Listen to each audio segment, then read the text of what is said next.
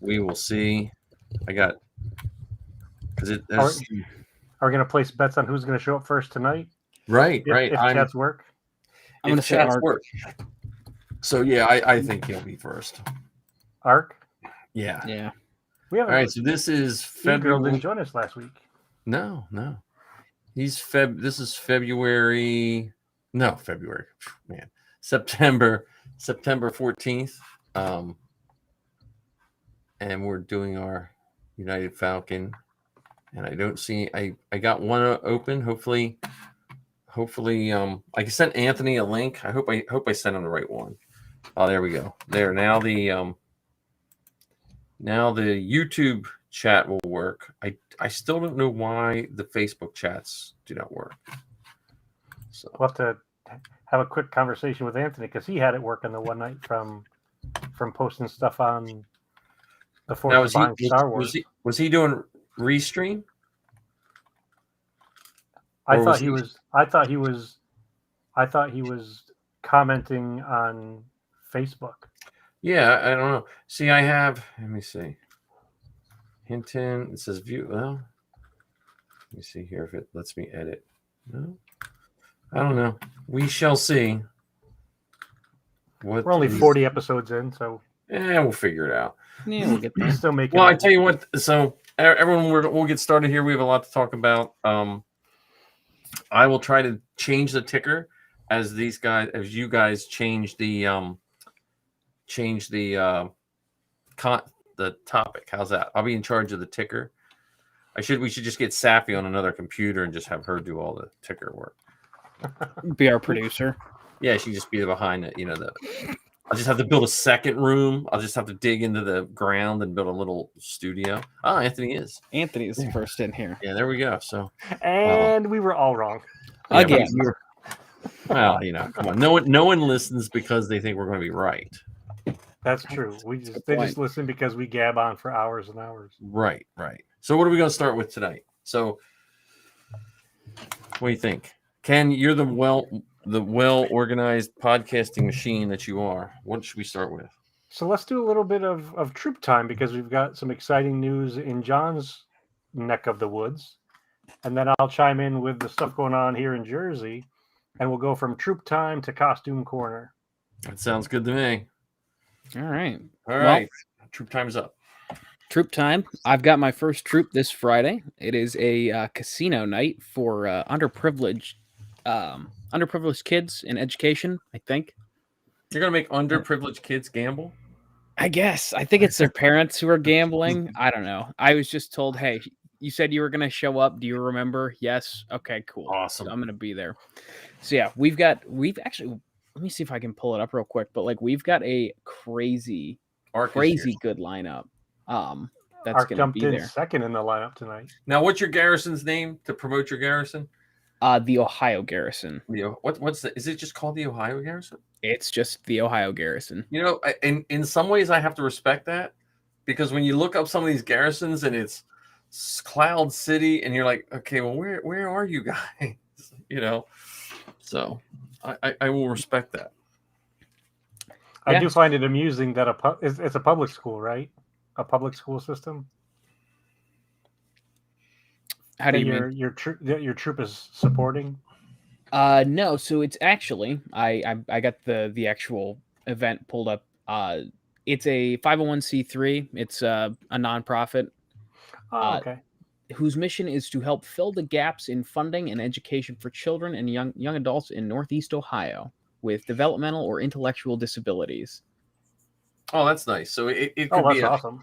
It could be a secondary program, or it could be someone who helps subsidize. Like we have, at being a teacher, we have all kinds of things that subsidize.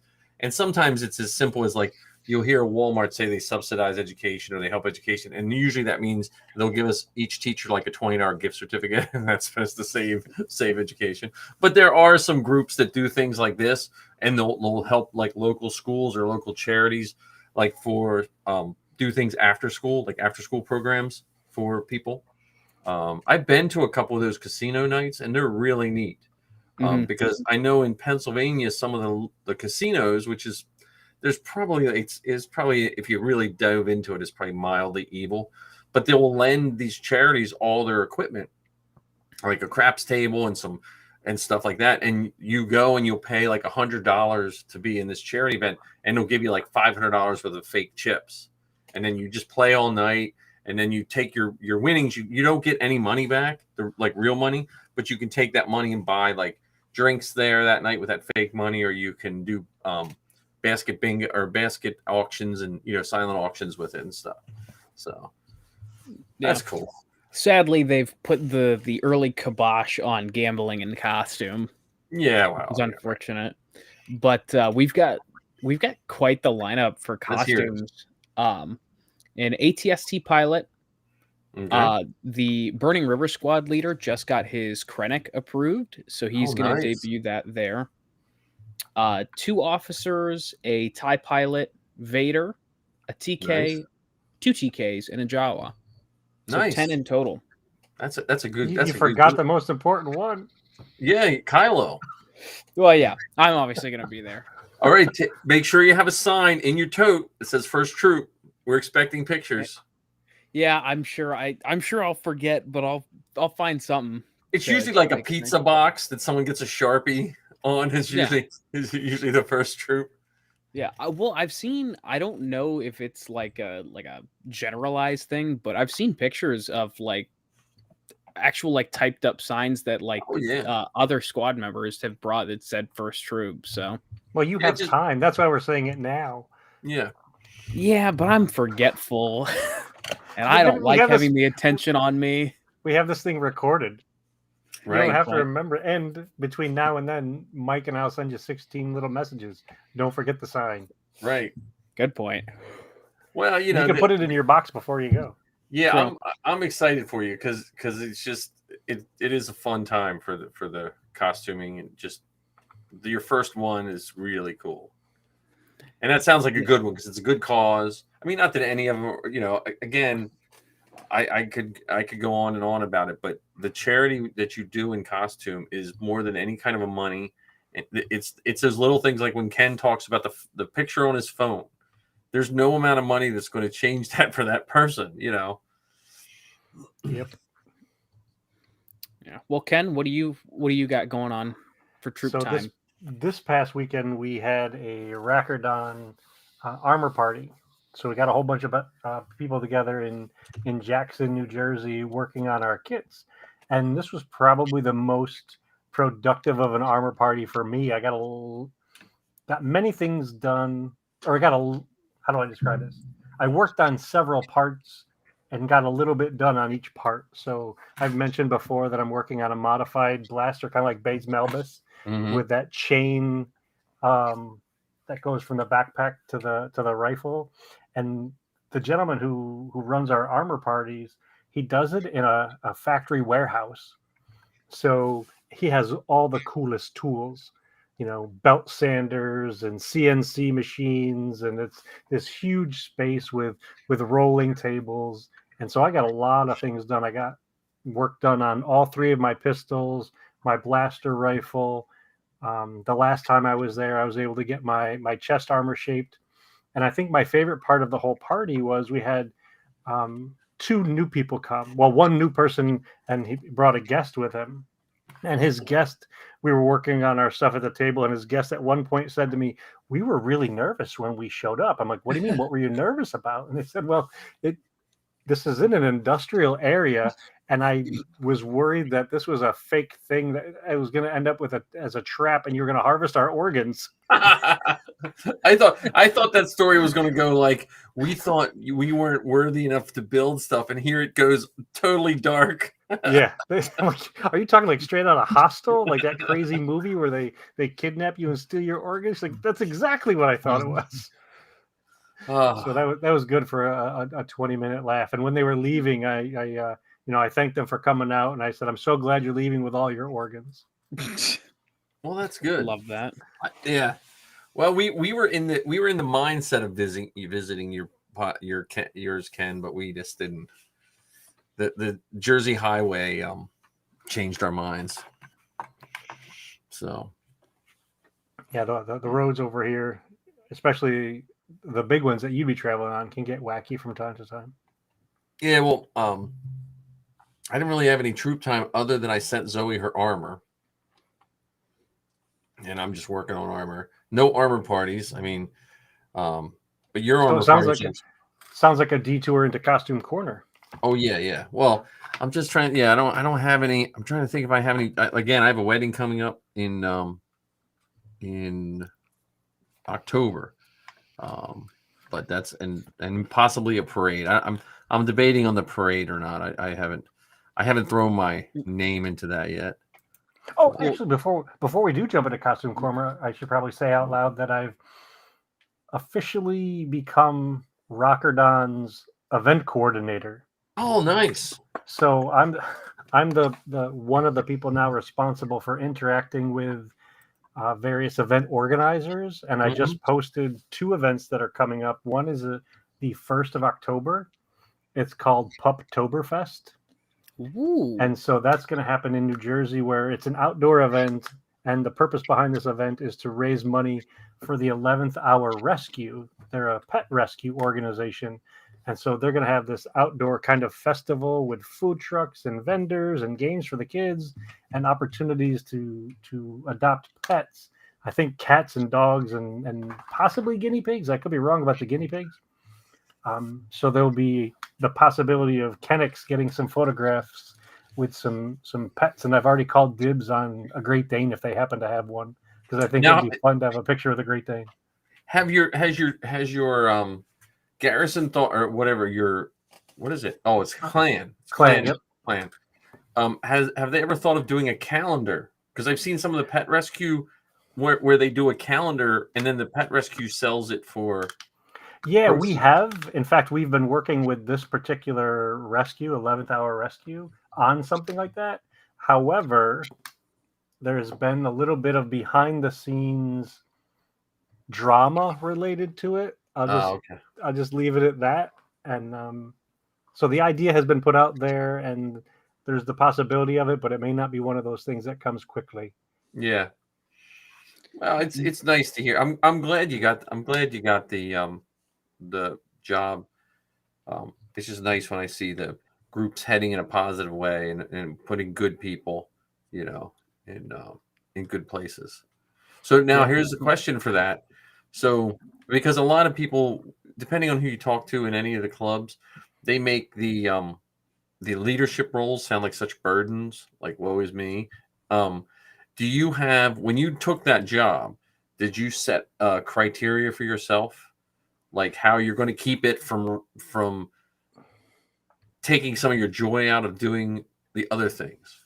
Yes, as a matter of fact, I even talked with Heather about that. I said I want to make sure that this stays fun, and I do what I can to inject the fun in the event as well. Because one of the things that we've been struggling with in New Jersey the last few years is just getting the members to come to the events. Mm-hmm. For whatever reason, there's been a slight dip in the number of folks that turn up. And when we have these events, it's usually the same handful of folks, even though there are more official members than show up. So I'm going to work to reach out to the folks who haven't been there for a while and find out what's, might be getting in their way of showing up and seeing if we can get them back to these events, because they have great costumes and they're fun to hang out with. And it would just be nice to see more Mandos in one place.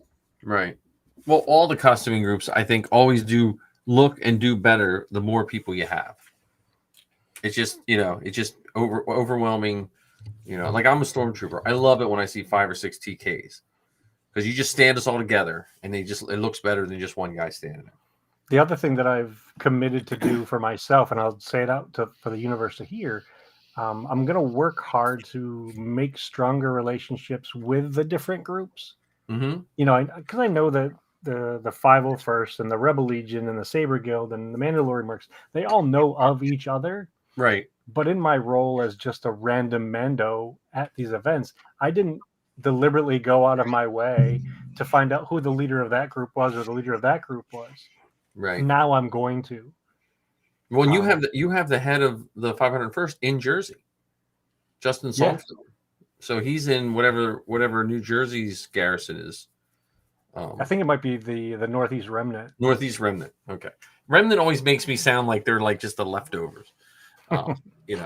Like carpet?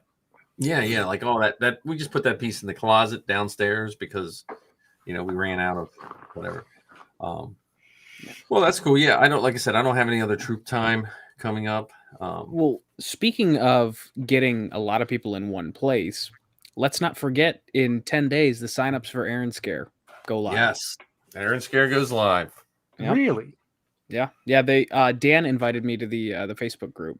And as sad as I'm going to say this, I probably am not going to make it.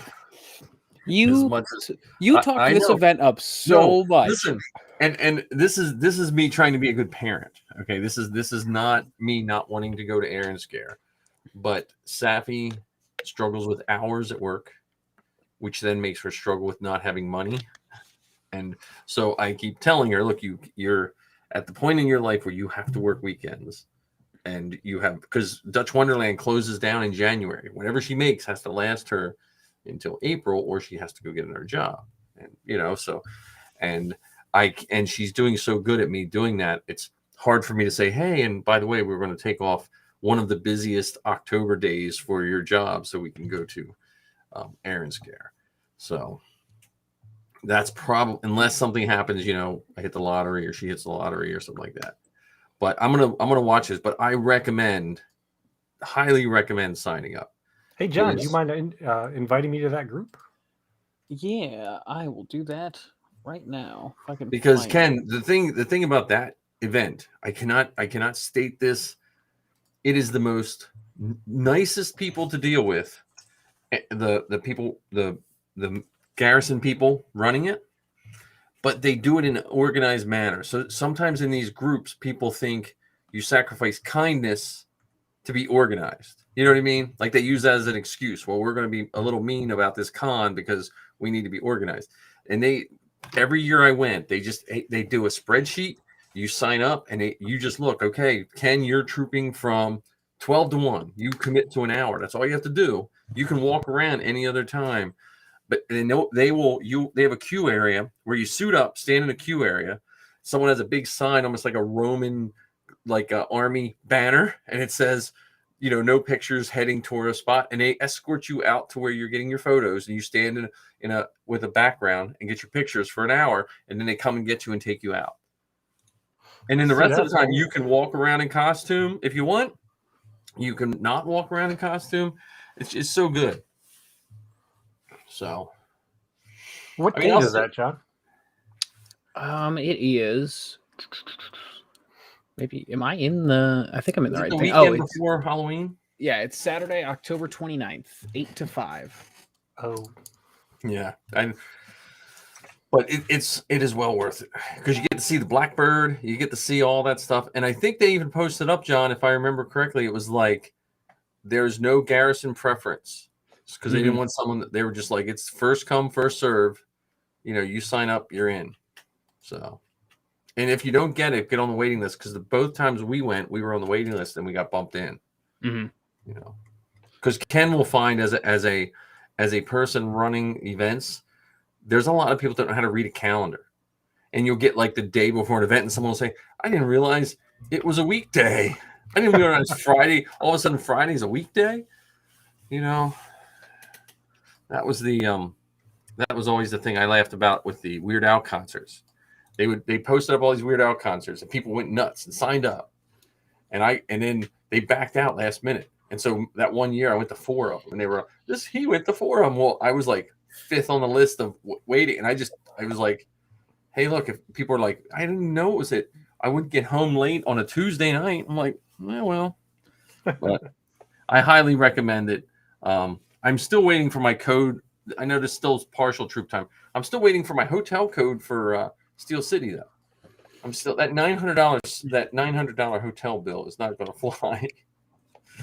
Yeah, I'm. There's no way. If that's the final number, there's no way I'm staying at the DoubleTree. No, it's like 135 with the code, but the code doesn't work yet. So I even contact Steel City. Hey, the code's not working. So, I'm probably just going to call the DoubleTree. Not this week because school is killing me, but I might call them tomorrow. I'm sitting there waiting for the parents and just see what code they give me. And I know the hotel for Aaron Scare is like right across the street. Like we stayed there one time, and I know that wasn't that expensive because the one year we went, we rented 2 rooms and let the girls go nuts in it. Mm-hmm. So, yeah, considering the date, I'm not sure if I'll be able to do it because it's right before our trip to Batu. Well, you could like use that as your kickoff. You could drive there to Virginia, then you're halfway there. Yeah. Well, I don't know about halfway. Well, No. you're out of Closer. Jersey. We would definitely be closer. That's for Are you sure. driving or are you flying? Yeah, we're driving. Yeah, so you could just drive to Virginia, start it a little early, and then just zip right down. Yeah, but the problem with that is I don't have to have my kit box in the car the whole trip to Disney. Yeah. Well, maybe Which just sneak it, hide it in the back of the space shuttle. Just stick it in the back of the space shuttle and come back and get it later. Well, what's even funnier about that is we plan on going to Batu the day before Halloween, I think, and I think they're allowing costumes. So that's come on, that's Providence there. I'm wondering, hey Heather, if you're listening to this, what do you think about me taking my kit box to Disney World? Yeah. Speaking of that, did you see that Din is finally going to make it into Batu? Yeah, he'll be wandering around Disneyland. That's pretty cool. Although I will say something that's pretty funny. So we were watching that the other day, and Heather called me into the room saying, "Hey, look at this!" And they had brought Din out on the stage and everything. I said, "That costume looks a little off." And then Jon Favreau says, "Oh yeah, so much time and effort went into this costume to make it screen accurate." I'm like, I'm not so sure about that. Well, the thing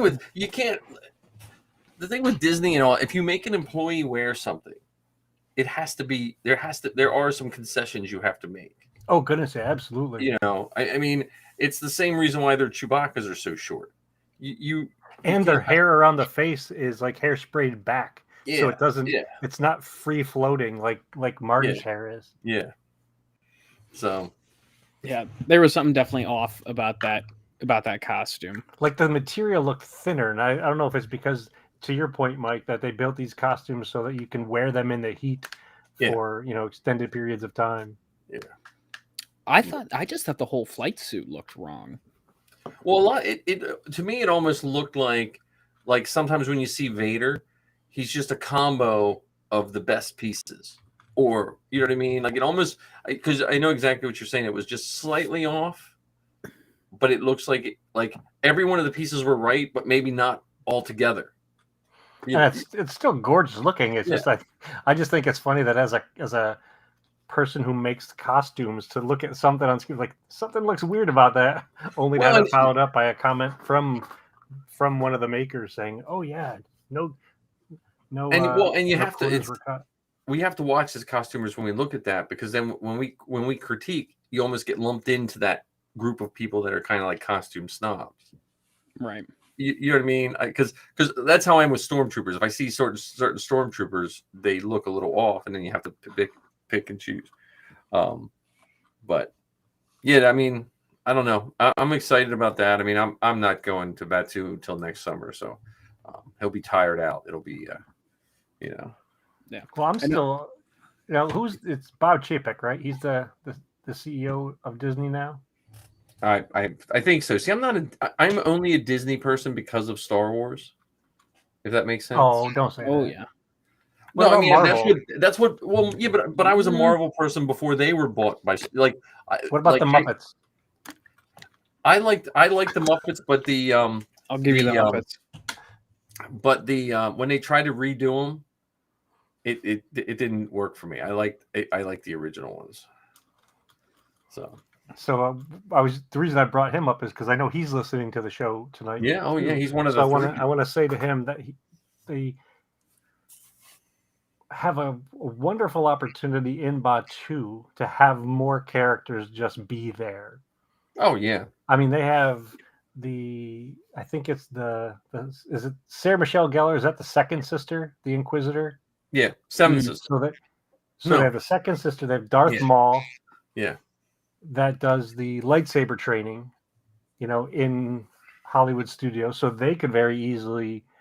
I think they even have Asajj Ventress sometimes do the lightsaber training. Yeah, well, I think maybe it'll come back to the days of the Disney weekends when there were just random like like there was Zam Wessel one time, just walk through. Like it might just be when they had Ahsoka and Rex. The year I was there, they had Ahsoka and Rex. Jango Fett. Yeah, so it might just which is I think at first they were trying to make Batuu have to stick to a certain theme, and I think they realized most people don't really care. Most people there don't really understand, right? Well, it's funny because if you talk to people that go to West Coast Batuu compared to East Coast Batuu, they're from what the people tell me, it's a totally different feel. Because the West Coast, since it's right in Anaheim, there's more people that hang out there. They'll go there for lunch. Yeah, because the California residents get like a discount and all that kind of stuff, and then it's more of the tourist Batuu. It's the tourist side of Batuu for Florida, because you can't really live like right next to Batuu in Disneyland, Florida, or Disney World, or whatever it is. Although Heather and I recently found out that there's a community in Florida. I don't remember the name of it, and I probably should, but you can buy homes there. And I think the starting price that we found was like $3 million or something like that. I could $2 million maybe, but $3 million, that's out of my price. So you can live really close to the Disney property. Oh, really close. That's forces behind Star Wars money. That's not Inflatable Falcon money. But Lizzie lived in a community, like when they would bus them in, when she was talking about, they lived in like a specific community when she was doing her internship at Epcot, and they would come in on a bus and stuff like that. And they would kind of hide that they were workers because people would try to like bug them, like go in and stuff. So, but here, let me go to Costume Corner because I do have something to ask John. Did you see that Beskar? Did I tag you in that Beskar chest plate on Facebook or something that John Rodriguez did? Maybe? He was selling a Beskar chest plate that it looked like glass. Like it was. I don't know if you tagged me in it, but I did see it. Was he also selling a cape? I don't know if he was selling a cape. I think he was just selling the chest piece because he's been chroming the crap out of it. He's a friend of mine out in California. He chromes all kinds of stuff. But the chest plate looked really good. So that was my. Yeah, because I saw someone last night was selling a chest piece and a cape, and I thought it might have been him. I mean, he might have been. I honestly, because of work, I haven't been online as much as normal. Yeah, I saw it in the Dinjarin Customers Guild. Oh no, he just posts stuff up. He's one of the dad. He's one of the dad batch. He's one of the dad batch podcast hosts. Not to be confused with the Rad Batch. Right, not the Rad Batch, the Dad Batch. Yeah, I don't think you tagged. He might. Oh, here it is. Yeah. Let me see if I can share my screen without crashing everything. Since we're in Costume Corner here.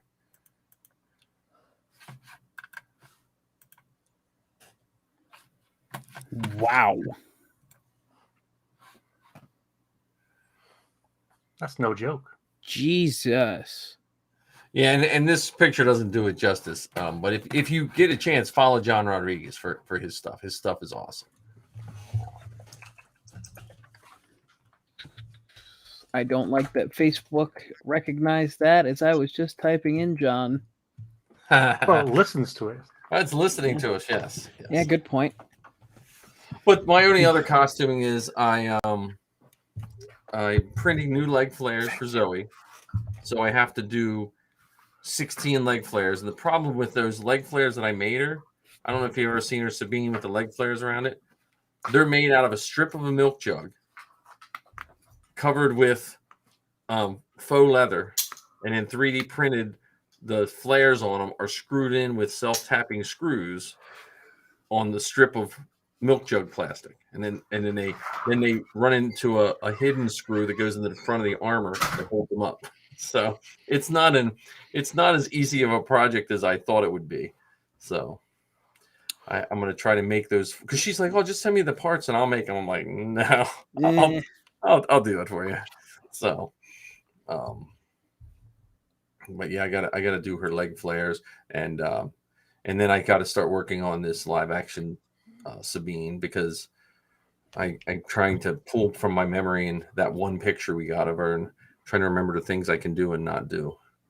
So you're missing the most important thing that you're supposed to be working on. Lord Vader.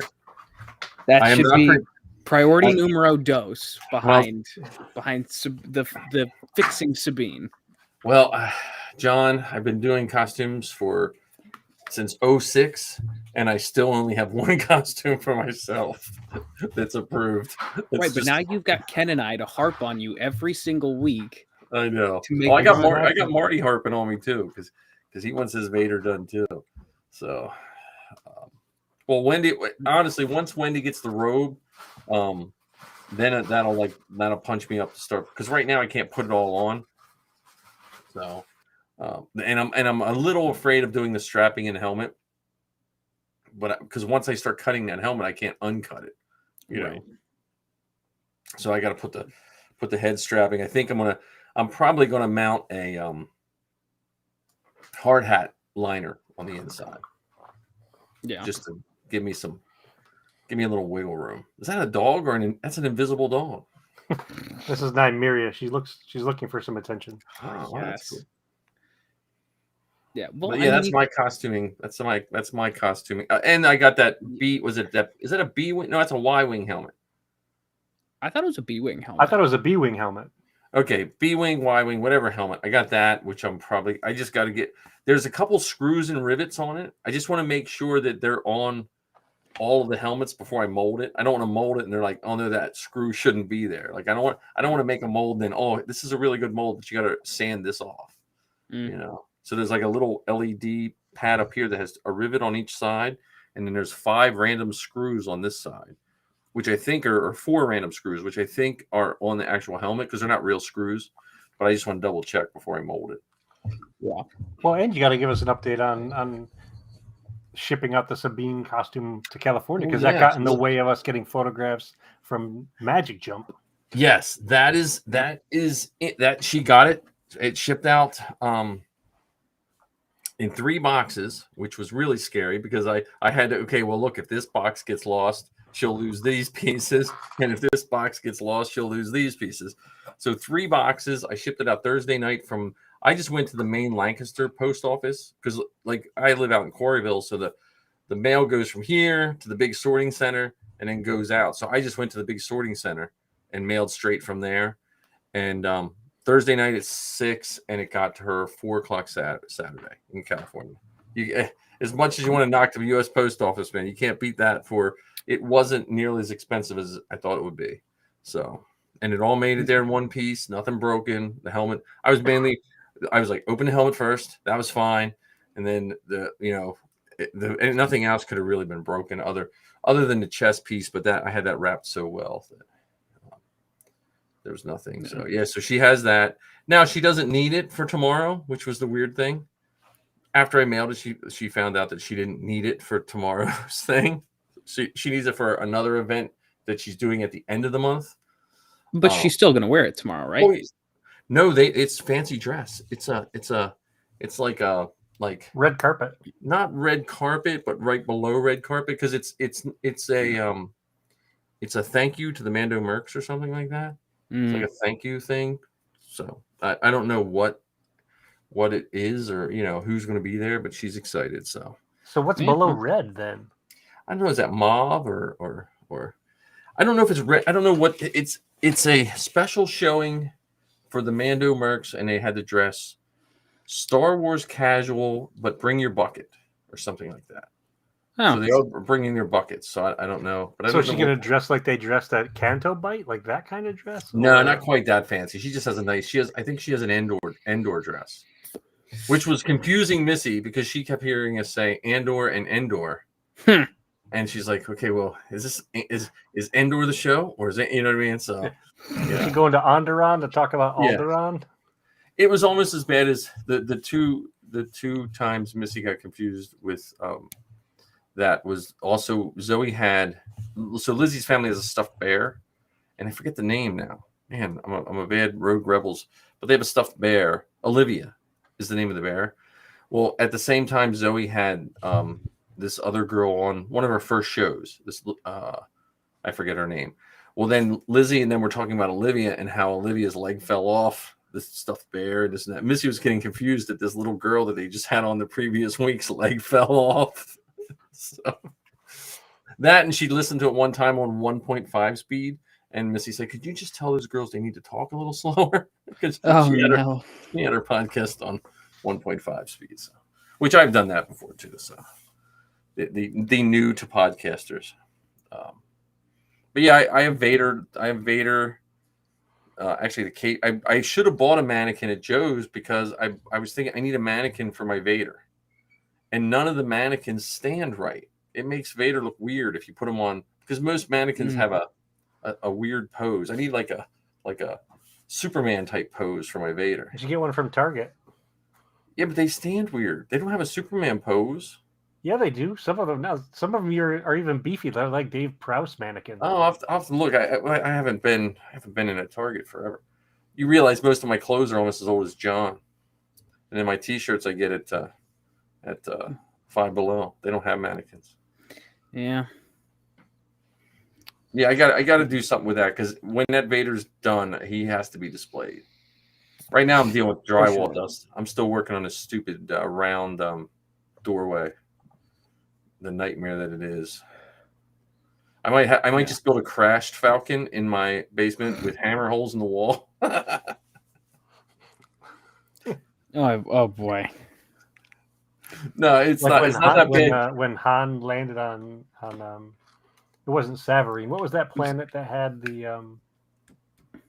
Are you talking about when they went to get the stuff processed? Yeah, the refinery. Was that Savarine? Yeah, that was Savarine. Yes, it was Savarine. Okay. Or also on Starkiller Base. Oh yeah, landing on Starkiller Base. Yeah, that Falcon took a beating. So. Wait a minute, you had some unexpected. Oh, the dog. You talking about the dog, maybe? Okay, so that's my costuming. That's my costuming. I did make a list of all my projects, and it came to be, if not just major projects, is 54 things I'm working on. Jesus. IG-11's last fingers are printing today. I've been printing that since whenever. His last fingers are printing right now. I almost forgot about IG-11. I did. He's just in a big toad. I tripped over it the other day, and I was like, I got to get this thing printing. So. Yeah, the only thing I've got working on right now, other than, Ken, you have to text me tomorrow to remind me to start your shoulder bells. Okay. Working on the Din Djarin helmet. So I got it printed. It was an okay print. It wasn't anything to write home about, but you got skills, man. You got skills. It's gonna be a gift. Yeah. It's the thought that counts. Right. But yeah, so I had to do. It was the first helmet that I couldn't just use a lighter to take care of the stringing on the inside, because I don't know what happened, but like my printer's been stringing so bad. Yeah. I think you crank your temperature up. Is that what it depends on the filament. So like I use the GS3D, and the gray is fine. If I use different colors, I got to turn the temperature up where I get stringing in there. So that reminds me, I have to text one of my coworkers, because we were trying to figure it out the other night. What I couldn't remember, GS3D. Yeah, but I forget they actually have another. When you go there, the website, because I just bought a random case and paid like $8.99 for a spool, but I didn't get to pick colors, so. We just slipped into 3D printing time. Yeah. Anywho, but yeah, I couldn't just take a lighter to it. I actually had to break out the acetylene torch and the blowtorch and actually take care of the stringing. But you did yours up. You do yours upside down. Actually, I did this one right side up. Believe it or not, it was one of those things where I wanted to. It was the first helmet I've ever printed in one piece that didn't have a center support. It was that's awesome, right? It was one of those things where I'm like, I was like, you know what? This isn't even like a costume piece for me. This is, just a 3-month project that I'm working on. So I'll give it a shot. And because I thought the whole top of the dome was going to be just a mess, but really it's just the inside. So I was surprised. Yeah, so I got my first coat of filler primer, and then I ran out of the glazing and spot putty like halfway through coating the helmet, but I got the whole dome in the back, and then the cheek indents all got filler primer on it. Now I just need to make the time to run to AutoZone to get more. Nice. But how about you, Ken? You told us about some of your costume, but you said you were going to wait for something for Costume Corner? I'll be right back. Okay. Did I say I was going to wait for something? Yeah. Marcus is fixing his TK. What's broke on your TK, Marcus? Tell us. Tell us where it hurts. Point to it on the Stormtrooper doll. Yeah, point to as long. Where did the Empire hurt you? In my heart spot. No, I thought you said you had something to wait, or maybe you waited for when we were doing. I don't know. Yeah, I think if we said it in the pre-show, I think it was just waiting to put it all out here. I think I shared everything that I'm working on. Yeah, I have a project that I totally forgot about with the TK that I have to go out with, and then there's a new group. This is kind of in Costume Group Corner. It's called World War II TKs. Have you seen that group on Facebook? No. So it's this group started by Michael Bender. He's like he does a lot of photos for Lucasfilm. He was the model for the picture that used to come in the Novos box and stuff like that. Inner straps, cool. But he started this one. Some guy did a bunch of art prints of these World War II-esque stormtroopers. Like he took stormtroopers and made them look like World War II type armor. He mixed them up a little bit. It's kind of cool. It's like fan art. So he started this World War II stormtrooper group. Oh, that's funny because I have a couple pieces. I thought they were from the 13th floor, and it was a photographer that actually took pictures of toys in different, like the raising of the flag at Iwo Jima and stuff like that. Yeah, it's similar. It's something like that. I mean, it's not as good as our Ajax Citizen group, which I got to get back on to that. But see, where's my? I'm trying to find my groups here. Oops, that's not it. I'll send you a link because I know like he just started it and there's like 100 people in it all already. Oh my goodness! Like to me, I looked at it and I was like, well, I don't know if I'm going to build a kit right away, but I'm getting to the point where I'm trying not to add new jobs. But if I find something I can use up pieces with, like just to kind of make it. Well, if you're looking to use up pieces, what about Dengar? Make a Dengar. Yeah, Dengar. I never liked Dengar though. I know a lot of people like Dengar. When I was a kid, I just thought he looked really grumpy, and I was so fascinated with every other character in that group. I'm not trying to besmirch Dengar or anything, but I just thought he seemed out of his league with those guys. Well, I mean, he was pretty upset at Han Solo for beating him as a Cloud Rider. Yeah. Or a swoop bike racer. Here we go. Let me see if I ever do that costume, I'm going to change his name to Kengar. Oh, yeah. See, there you go. Oh, very cool. So it's just, and here's the group. It's just like it shows guys. These are the action figures you might have been talking about. Like some guys setting up action figures, and but like just making them something. Like there's some there, Was that dog the bounty hunter? Yeah, I know, right? Yeah, that was a weird one. Like some of these are like mercenary looking. Okay, that's pretty cool. Like the death sticks on the armor, like their mock-up box of death sticks. I like that poncho. Yeah, the poncho thing is cool. There's a that's the Lewis gun with the straps on it. You know, the Lewis gun they use for the heavy blaster. There's just some paint ups, biker scouts. I don't know. It's a pretty neat. That's awesome.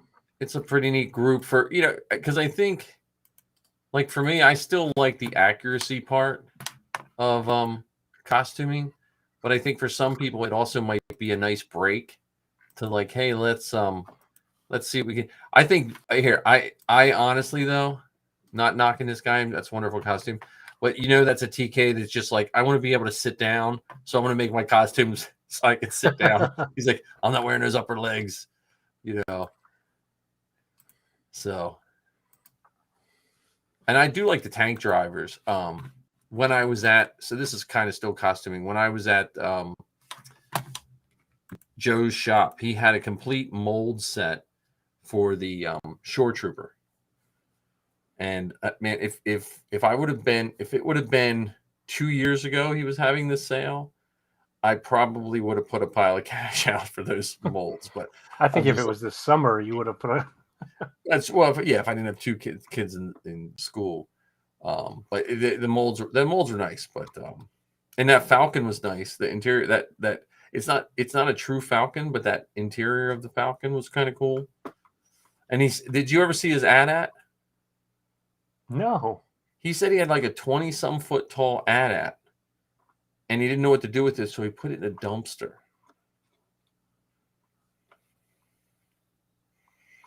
So, that interior of the Falcon, it broke down into like 7 pieces, he said. But you would still need, you still need a box truck. Like it would still take up an entire bay of your garage, even in pieces. But it was built solid. Like Safi climbed up right in there, and it wasn't like flimsy. Like you didn't have to like watch where you walk, watch where you sit. It was built to take an abuse. So it would be a nice piece for like a setup of somebody if they wanted it.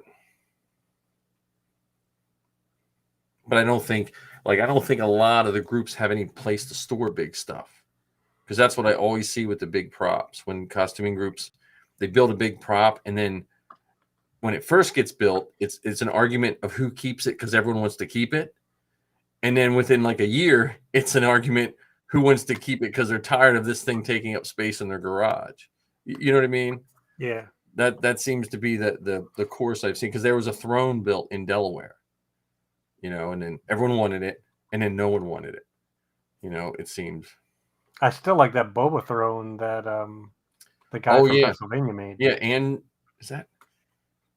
I think it's Andrew that made that. No, I think so. Yeah, that's a nice one. He makes nice stuff, but his stuff's heavy. Like it'll take abuse. Like you can let people sit on it. Because the one thing you don't want to build is a big prop and then have to tell everyone not to touch it. Or to have it built by folks that don't understand construction or it's a great idea on paper, but then when you put it together, it's like a house of cards, and it just falls down when 3 toddlers play with it. Yeah, that's the thing. I've seen that with the big props, or I've seen the guys who build stuff that have to be torn down, but they don't think about it being torn down. Like, I'll just bolt this together and stand it up, and you have a 15-foot tall wall that can easily fall over on somebody. So, yeah, that's the but that's what's neat about the costuming groups and costuming in general. You usually get a mix of people. So you might get that creative, and then you might get that guy that works construction, and then they meet in the middle, which is just like how Star Wars came to be anyway. Oh yeah, yeah. Well, I remember one of the first R2s I ever saw was Jason Pangorn's in Maryland, and his R2, a person can sit on top of it, and it'll run. Oh my goodness! And it weighs 300 and some pounds, and because it's all made of steel, the whole frame, like it and he had a work trailer with a weird little mount in the middle, like a big, like that you see a contractor having, a big one, and he would literally just put that R2 right in the middle, lock its wheels in, close it up, and that's what he used to haul it because he couldn't put it in a car. He couldn't lift it. See, and that kind of stuff is a commitment. And he drove it. He used to drive it through. He had a video of himself driving it through a water park. Like all the water shooting up, stuff like that. He has a mouse droid that he lets people ride. That's people amazing. sit on top and ride. So that's what's neat about the costuming. It just brings in so many. I still think you have to get Anthony to come to one of your armor parties. Because I'd like Anthony to give us permission to make one of his costumes. He's true. Designed some really cool characters in his day. Yeah. And some of them would make really great costumes. But I'm saying, like, I think Anthony would appreciate the costume, that part too, because of his creative, because of the creative force that he is. Just seeing those guys, like, he would be such an asset to an armor party. But I think it'd just be such a blast. Well, and it would also bring it to a different kind of reality, because sometimes I think when folks look at costumes, I can never do that. Yep. You might not be able to do all of it, but that's why you've got this person over here who has that skill and that person over there who has a different set of skills. And then we come together and figure out how to make it happen. Well, and when I first started building costumes, I used to hyper focus on every square inch of the costume. Even as late as when I was building Safi's 000, I was sanding the wrist of her arm because there was a little off line in the wrist, like the size of a piece of pencil lead. I was trying to make sure that was perfectly straight. And then I realized, man, this is on her arm that no one's going to see on the bottom of her wrist, because it would have taken me like 10 years to get that costume done. If I would have, I had at a certain point, I had to be like, look, I have to go for the aesthetic. Like this, okay, this bolt might not be in the right spot. But when you put the whole thing together, it looks right, I wonder how much progress Arc has made on his stuff. I don't know. He'll surprise us one day. He'll show up. Well, that's the thing that costuming has changed. When I first looked for my first costume in '93. Looked for my first Storm Shadow. I got a UGG. But in '93, when I first seriously looked, when I was actually knew I was able to spend money and buy the costume in '06, it was so difficult because it was hard to find resources, and that's where the costuming groups would bundle these resources and try to help you. And now what's nice is with the internet, you can find you have Walt's Trooper Factory, you have Trooper Bay, you have all these like helper to help you build stuff that you can almost be alone and build stuff. Like this weekend, I'm going to probably paint my clone armor will be painted all rust color, and then I'll tape the rest off. I've been going back and forth. Maybe you guys can answer. He has all the rust details, so my thought is I'm going to paint the whole armor rust to even out all the weathering that's on it. And then I'll tape off what I'm going to keep rust and then put the white over the rust, which to me sounds like a stupid idea, but I want to do that so the white gives me an even color of the white. Or should I just do the whole thing white and do the rust off? What do you think? Well,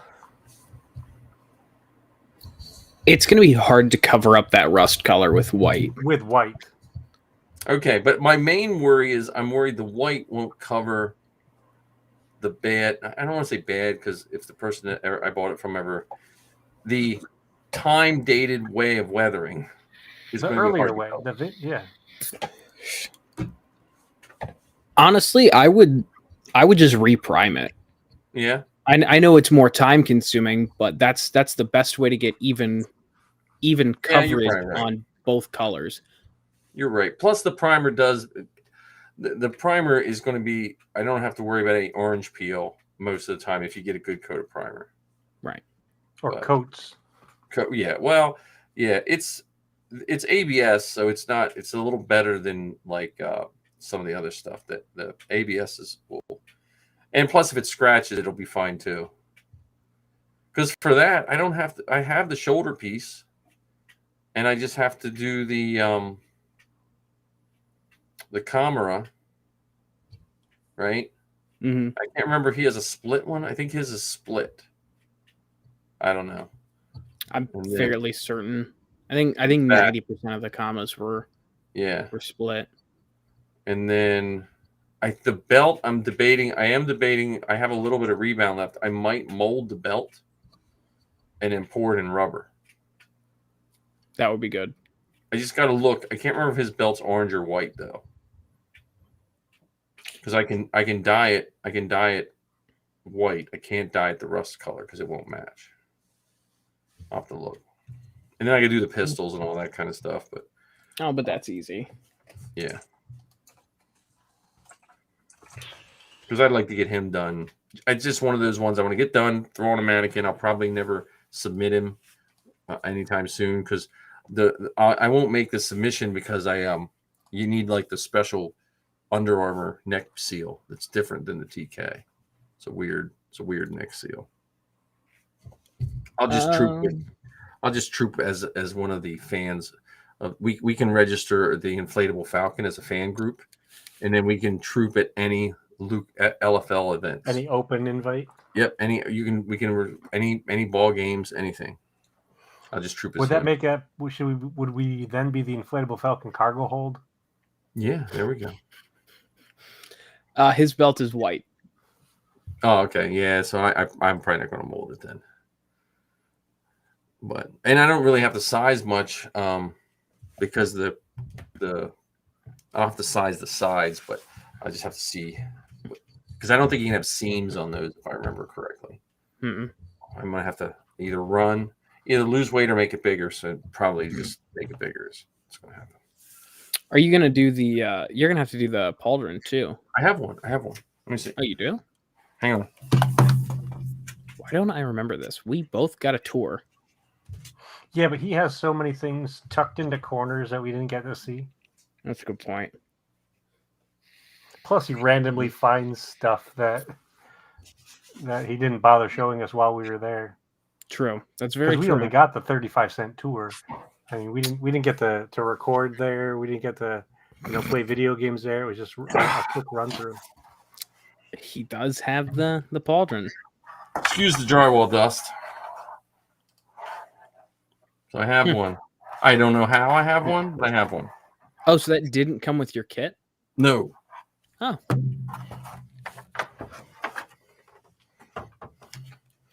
In the past, I would build stuff for people, and they'd be like, "Oh, here, you want this?" And I'd just say yes and not look what they give me. And I think someone this is just ABS plastic. Mm-hmm. So what I might do is get 3mm, the foam, and cut the plates to make it look a little more pronounced. Mm-hmm. What are they called? But it's a nice one. I mean, would you use foam or Sintra for that?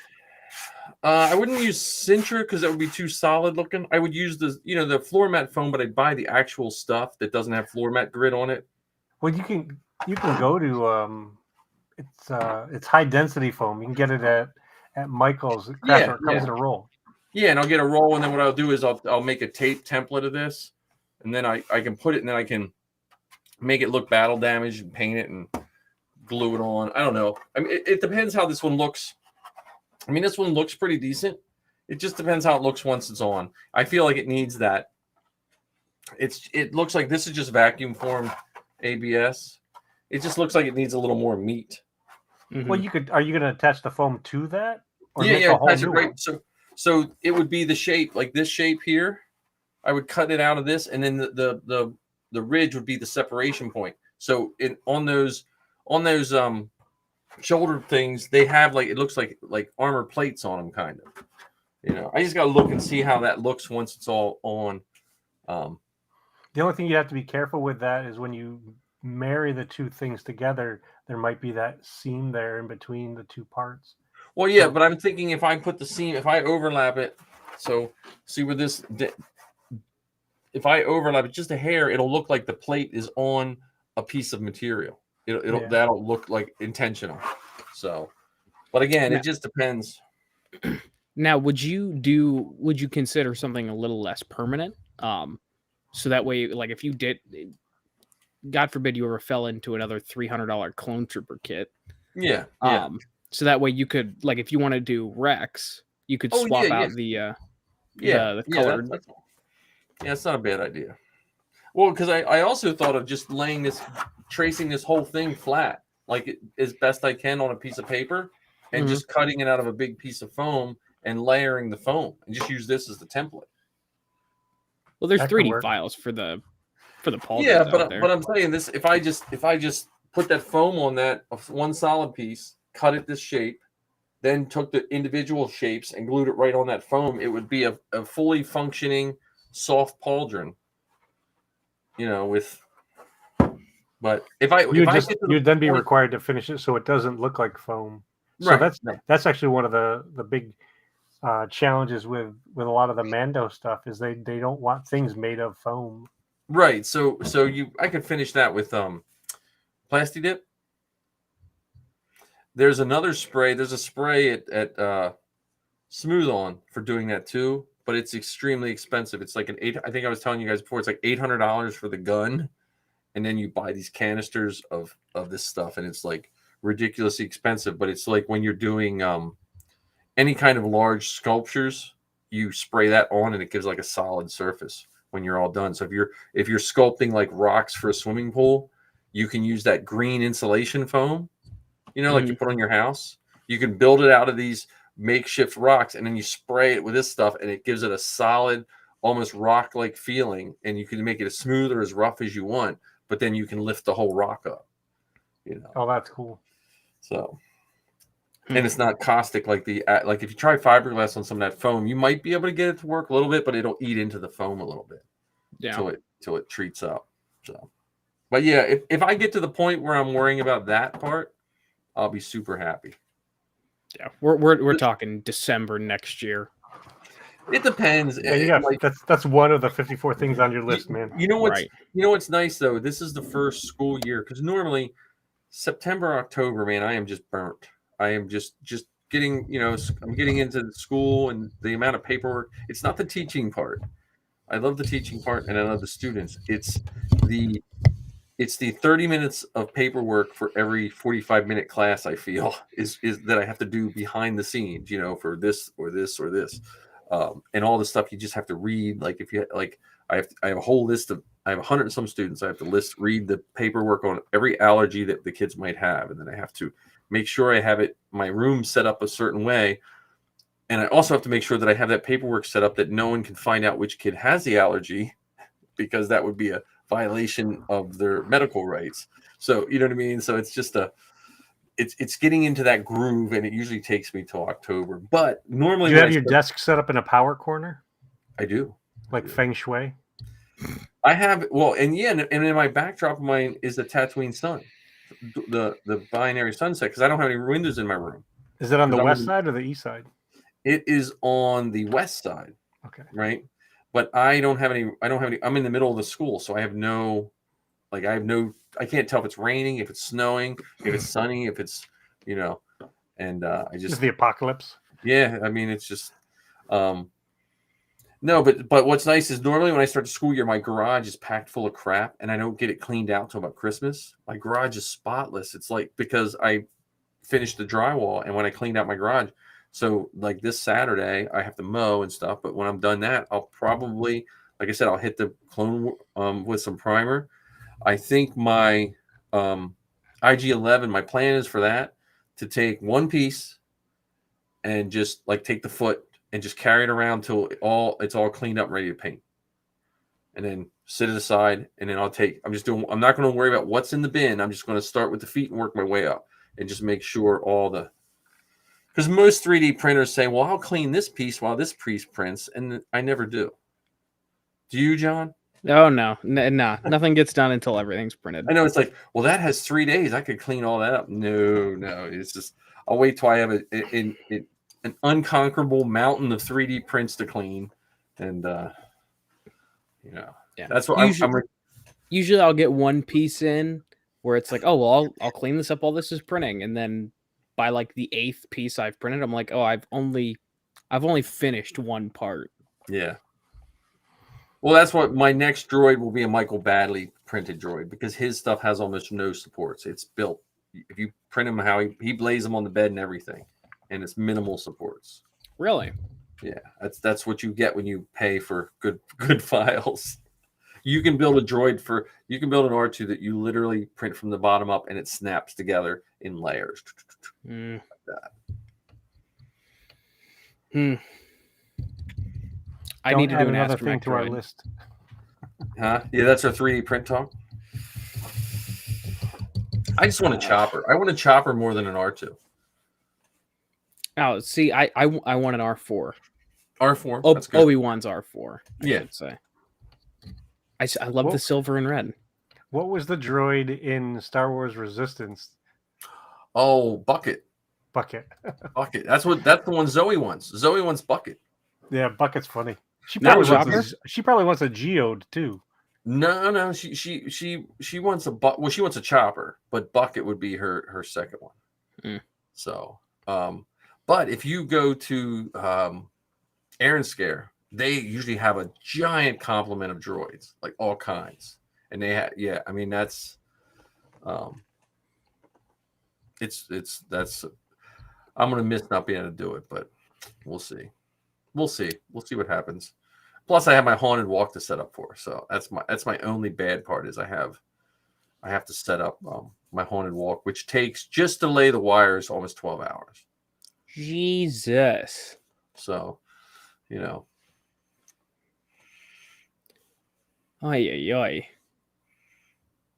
That's the only holiday we decorate for it around here. Well, that's fair. That and armor parties. And I'm going to put my big Darth Vader up front. I'm going to put him up front this year, because I'll be dressed in my Vader hopefully for Halloween. I mean, it won't be done to like stat, but it'll be done enough for me to wear. So I'll dress up as Vader. Yeah.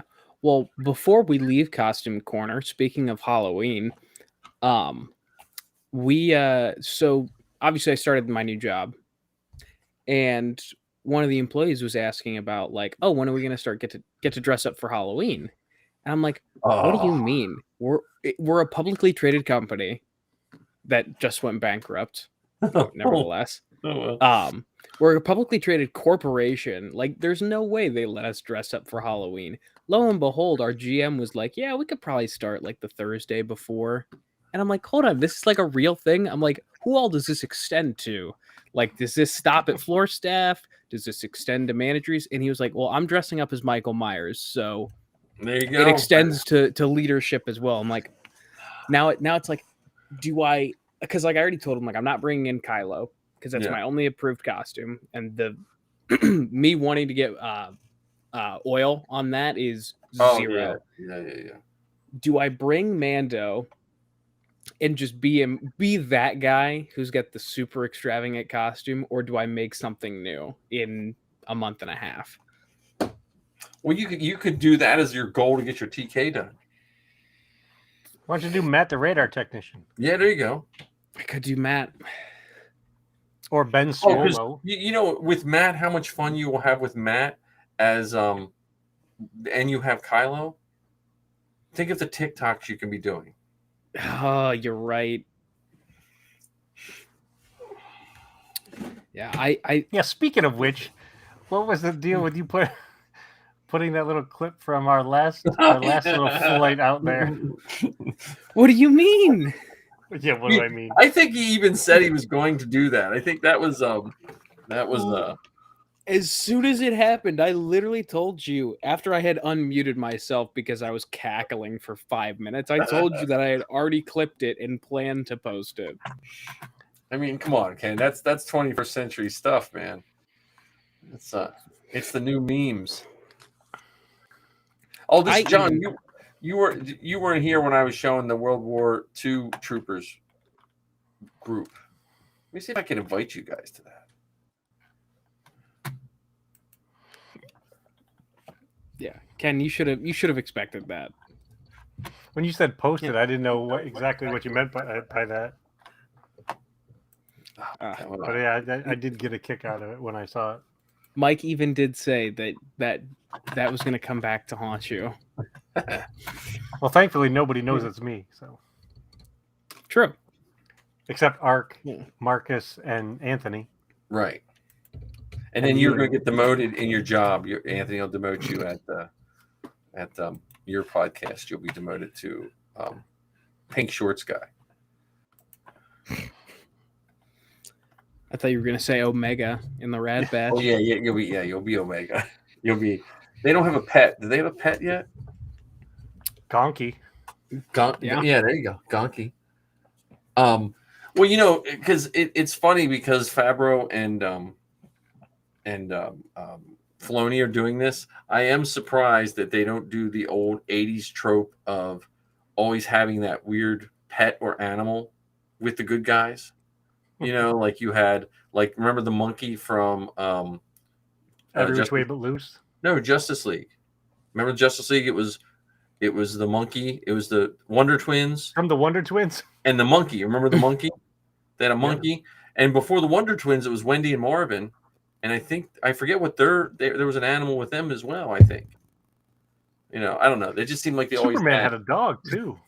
Yeah, Zoe just saw the that movie because she has an AMC pass or whatever, so she goes to AMC all the time. But she just went and saw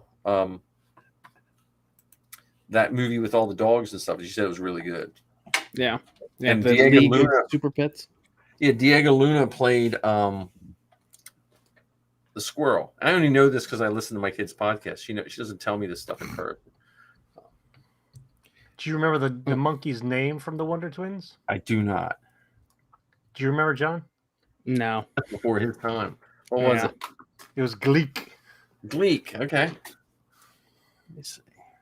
Well, Mike, if Zoe's got an AMC pass, you need to tell her to cancel it and go get Regal Unlimited so I don't lose my job. Well, they don't have. I don't think they have a Regal near her. Oh, Jesus.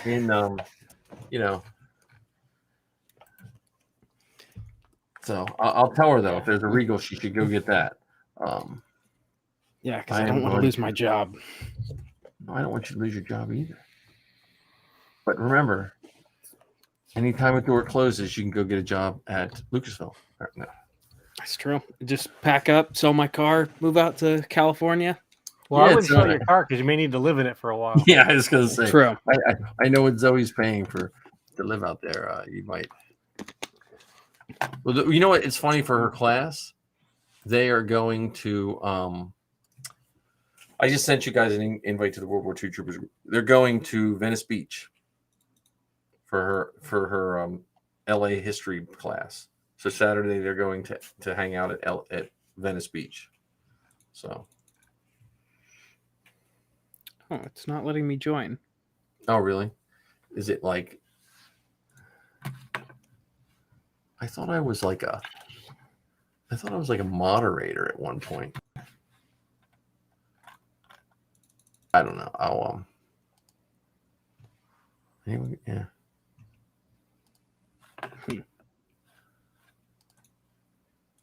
I don't know. I'll look at it when we're not doing this. But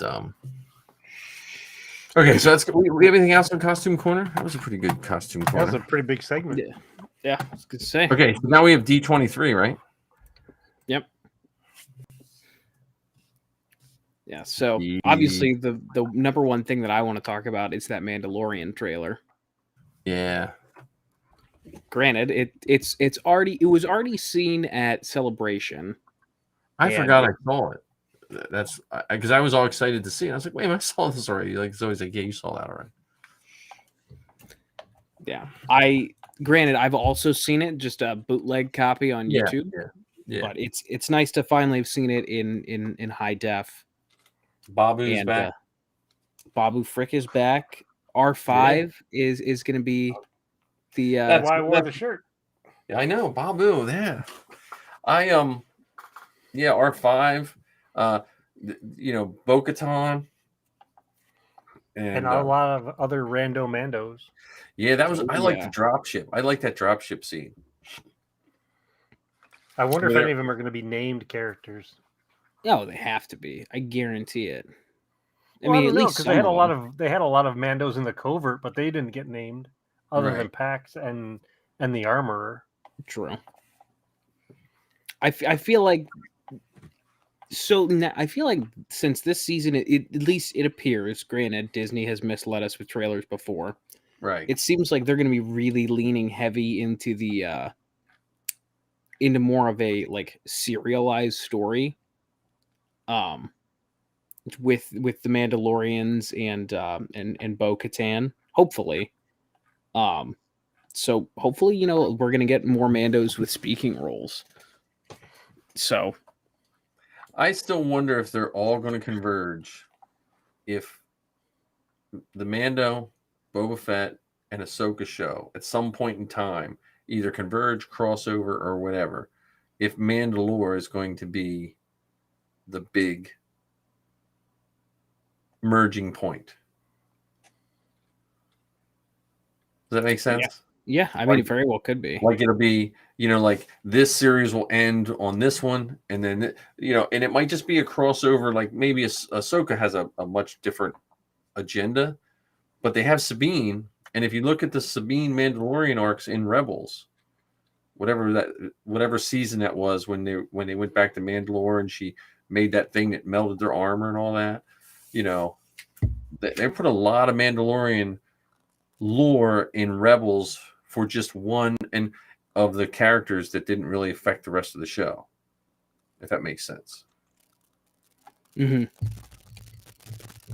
And they did some of the only one that has the least amount of Mandalorian lore is the Book of Boba Fett.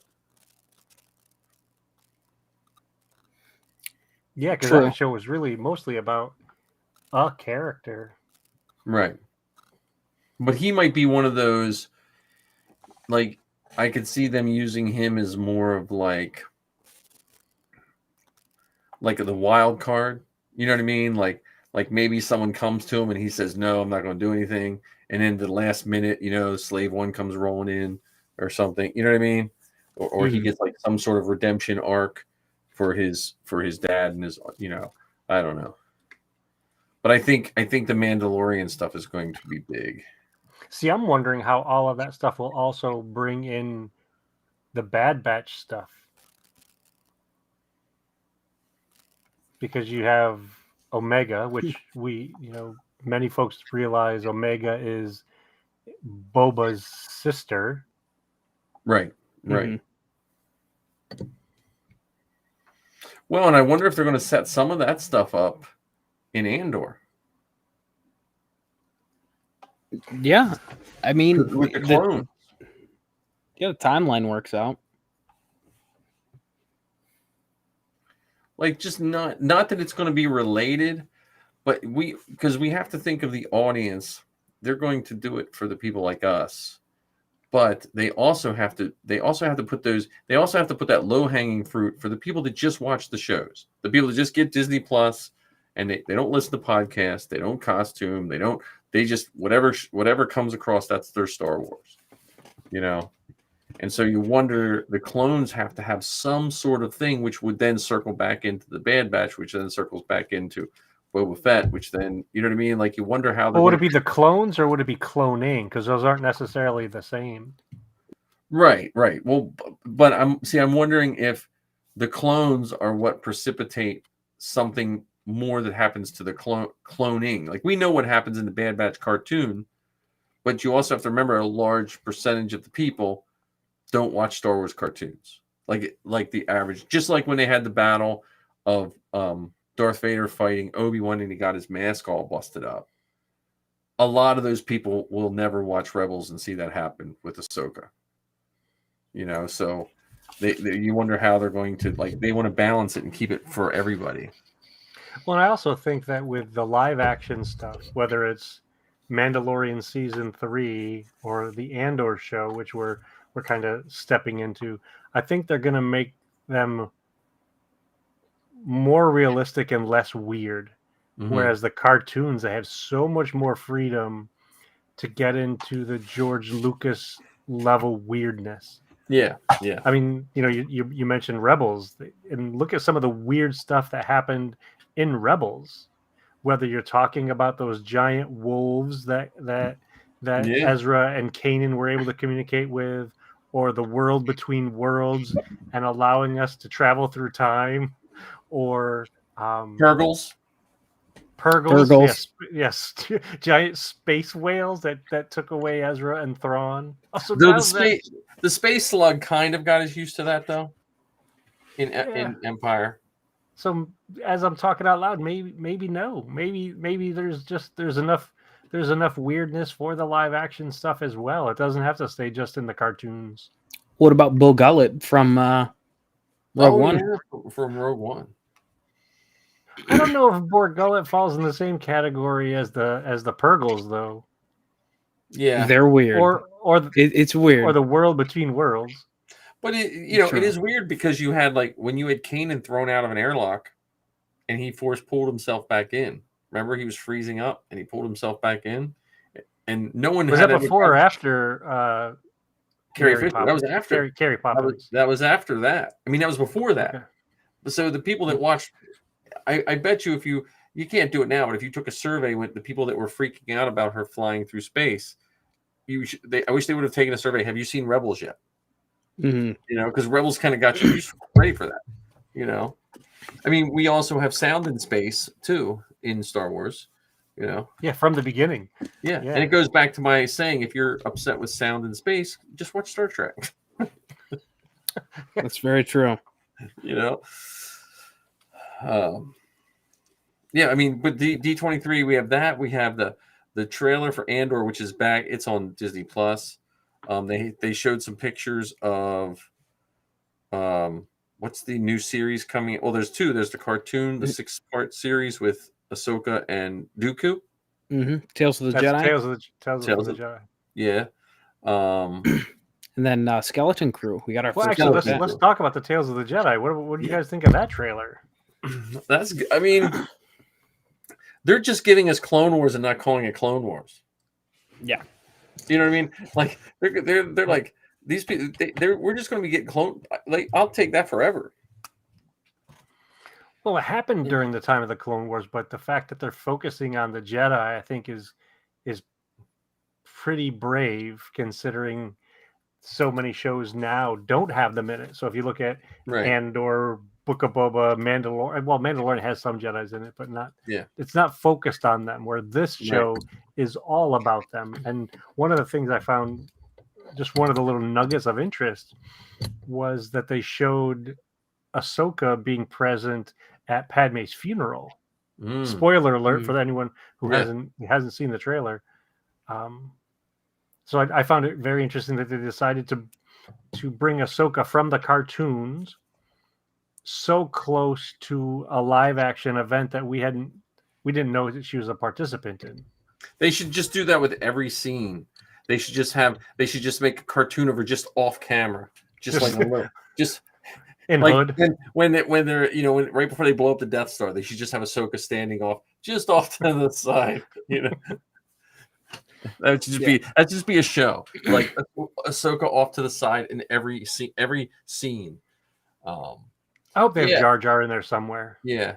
Mm-hmm. Well, but I mean, when I say the Clone Wars, it's that same artistic style. It looks like the same. Like when I first watched the Clone Wars, it took me a while to get used to it. But now that that style just has a feel to it that I really enjoy.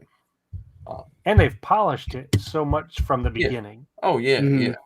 I mean, when you watch the clothes now, they act like clothes, whereas before it was a little bit more, a bit more rigid. And when you look at it, like was it season 7 of the Clone Wars that had the Darth Maul fight? Yeah. Oh yeah. Mm-hmm.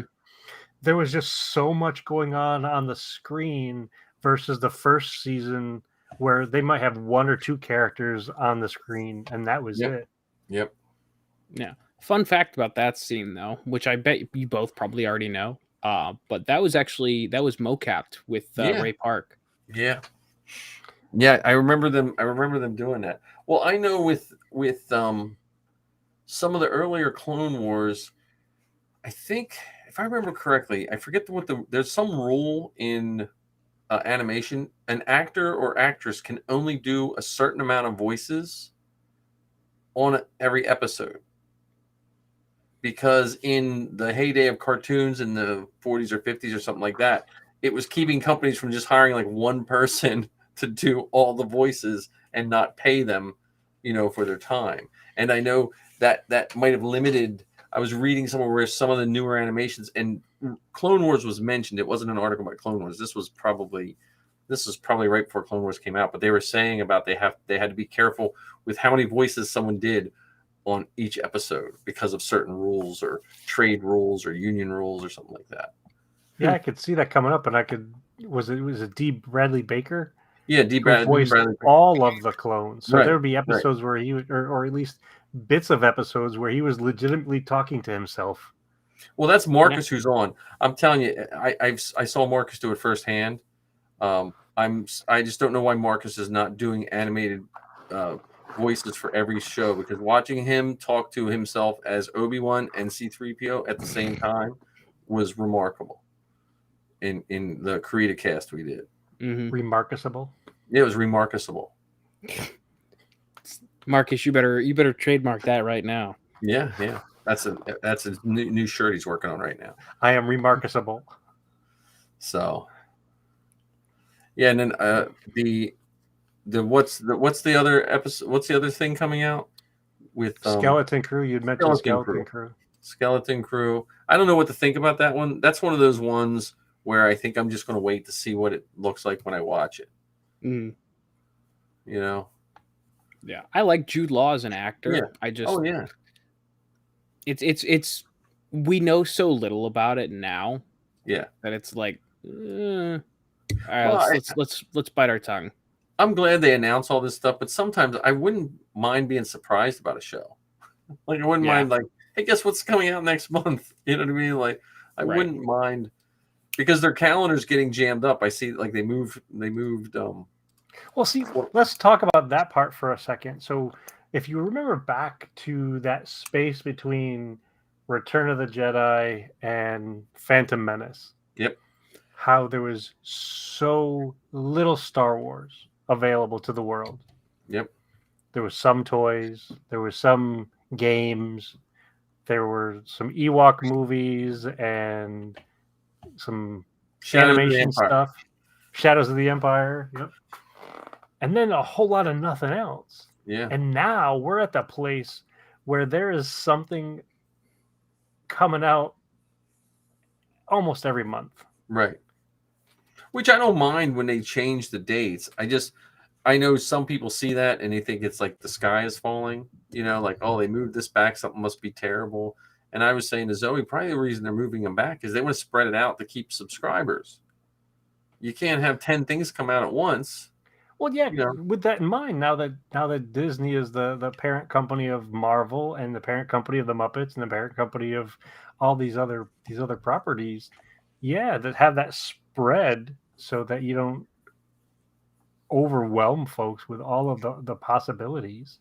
Well, and I'm still upset. I mean, I'm happy, and I say upset in air quotes, like I'm a privileged person, has a job in cable and all that. But I mean, it's like when they first released those 3 episodes of Andor, that's all I'm going to do that night. You know what I mean? Like it's going to, because by the time I'm not going to be able to get up early and watch it, spoiler free. So I'm just going to hope my students didn't get up early and watch it. And then I'm just going to come home and it's going to be my whole night. Like, it's just, well, it can't be your entire night because that's next Wednesday. Oh, is that when? Yeah, but it comes out. Does it come out Wednesday or does it come out? Comes out Wednesday, 21st. Okay, we can't record Wednesday. No, but I mean, that's going to be, Well, I think that might be a legitimate reason to take a bye that week. Yeah, true. Yeah. I'm just saying, like that's. Well, it might be better to because then we have something to digest. But that's my only. I'm glad we're getting 3 episodes. Well, how about this? Speaking of next week, what if instead of us doing the typical 3.5-hour show that we do, what if we do a 45-minute gathering? Yeah. And say whether it's we're playing the guessing game, which is sometimes fun. Yeah. And just do that. So the 3 of us are gonna watch Andor tonight, and what do we think we're gonna see? Yeah. Yeah. Sounds good to me. Yeah. But I'm happy with all the content. I hope they get their, to me, I just wish I'd be happy as it's just Wednesday, some new Star Wars comes out. Like, honestly, I'd take Andor 1 week. I'd take Bad Batch the next week. I don't care. Just give me. They don't have to be back to back or just you know. Well, this might be the closest that we'll ever get to an all Star Wars channel. Yeah. Although now that we're talking to Kathleen Kennedy and the other folks from Lucasfilm, because I know they're also listening with Bob Chapek. I don't know if they're in the same room, but at least they're listening at the same time. How fun would it be if, you know, how you watch sports stuff, right, John? How they have ESPN where they've got the, you know, the commentators and the what if we had a show on this all Star Wars channel? Yeah. And whether it's we talk about the costumes part of it or we talk about the makers part of it or whatever.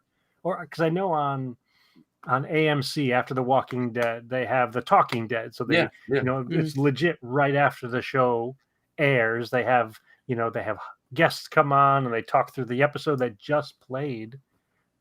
Maybe that's something that we could do. That's what I wonder if it's going to come back around to appointment television. Because Star Wars kind of makes it appointment television in the sense that if you want to watch when The Mandalorian's out, you want to watch that new Mandalorian when it first comes out. Just like in the olden days, like when I'd get done work on Thursdays, we'd watch Seinfeld or whatever was on Thursday night. You just watch that. And I wonder if the streaming services eventually, because I feel like the streaming services are just, I think COVID kind of threw things for a little bit of a loop because they got weird numbers that didn't make sense, you know, and now that things are kind of getting back to normal. And I wonder, like you saying, Ken, I would love to see, like, even if Disney Plus had a live feed, like channel A, B, C, D, and it was just live, you know, and migrate some of their good shows, like the Star Wars show, the old Star Wars show they used to do, with Andy and Anthony. Yeah, and all that, migrate some of that stuff over, and also use that for like live streams from D23, or if Disney has a booth here, you know what I mean? Like do live stream content and move it away from, like, YouTube's fine, but I mean, if you're trying to sell a product of Disney Plus, you got to be careful. It's a balance of how much content you put out on YouTube, you know. I mean, because those things are changing as well, because now those hosts are getting a little more say in what you put out. You know, they can mute this and close this off and change that revenue stream. I don't think they'd ever do it to Disney, but that's what I'd love to see a channel like that. Maybe we need like public access. John's not old enough to remember public access on UHF. Hold on, rewind. I remember public access. Yeah, you need like a public access Star Wars channel.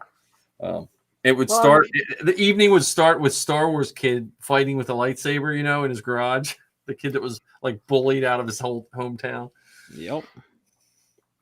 Well, Andy would. I mean, with that, I mean, let's go down that path, because now I don't even know where we've detoured into, but it's a fun detour to take. You know, you have Droid Builders, Saber Guild, Rebel Legion, 501st, Mando Mercs, who are involved in doing these events all around the world. And how cool would it be to have, you know, a show that did like a little catch up on each of these kind of events? Yeah. Well, you have like the 501st has their podcast, right? And they do like John, you can submit, which you might want to try, your first event, submit it to write up how it went, and this with all the people that were in it, and send it to the 501st cast, and they will probably read it, you know, for your first troop. So like what you're saying, but even more so, like I think we need, like, I still like the behind the scenes of a lot of stuff we need to do. And maybe we just need a live action costuming channel, because I think sometimes to go back to way back when we were talking about costuming, and the people thought they were going to be organ harvested when they went to a armor party. Well, we say armor party like we know what everyone knows what we're talking about, but I spend the whole summer hanging with Star Wars people, and then when I go back to work, and they'll say, "Oh, what'd you do?" And I say, "Well, I went to a couple of armor parties," and they look at me like I just said a sentence of words that shouldn't even be in the same sentence. You know, because you say, like, if you don't know what an armor, that could be anything. They like in their eyes. Are they picturing like knights in armor? You know, are they picturing? Was it a joust? Were you preparing for a joust? Tanks? Do we show up with tanks? And are we working on tanks? You know, is it a party? Like, you know, like is there hats and cakes involved? You know what I mean? So yes, well, we're making hats and we're talking about cakes, vegan cakes. We had slushies. So you know, it is a weird thing, and like the droid builders, I keep trying to get Dave Castellano, who's the head of, not the head because they don't really have a head in the droid builders. They're like a whole bunch of like everyone's in charge and no one's in charge of the droid builders. But I try to get Dave Castellano. He wanted to start a podcast about that, and I've always said that the best droid builder podcast or show would have one droid builder and one person that knows absolutely nothing about it. Because then that person knows the right questions to ask. If that makes sense. Makes perfect sense. So.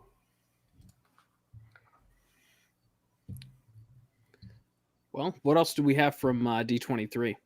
Is that tons of Marvel stuff? Nobody cares about Marvel here.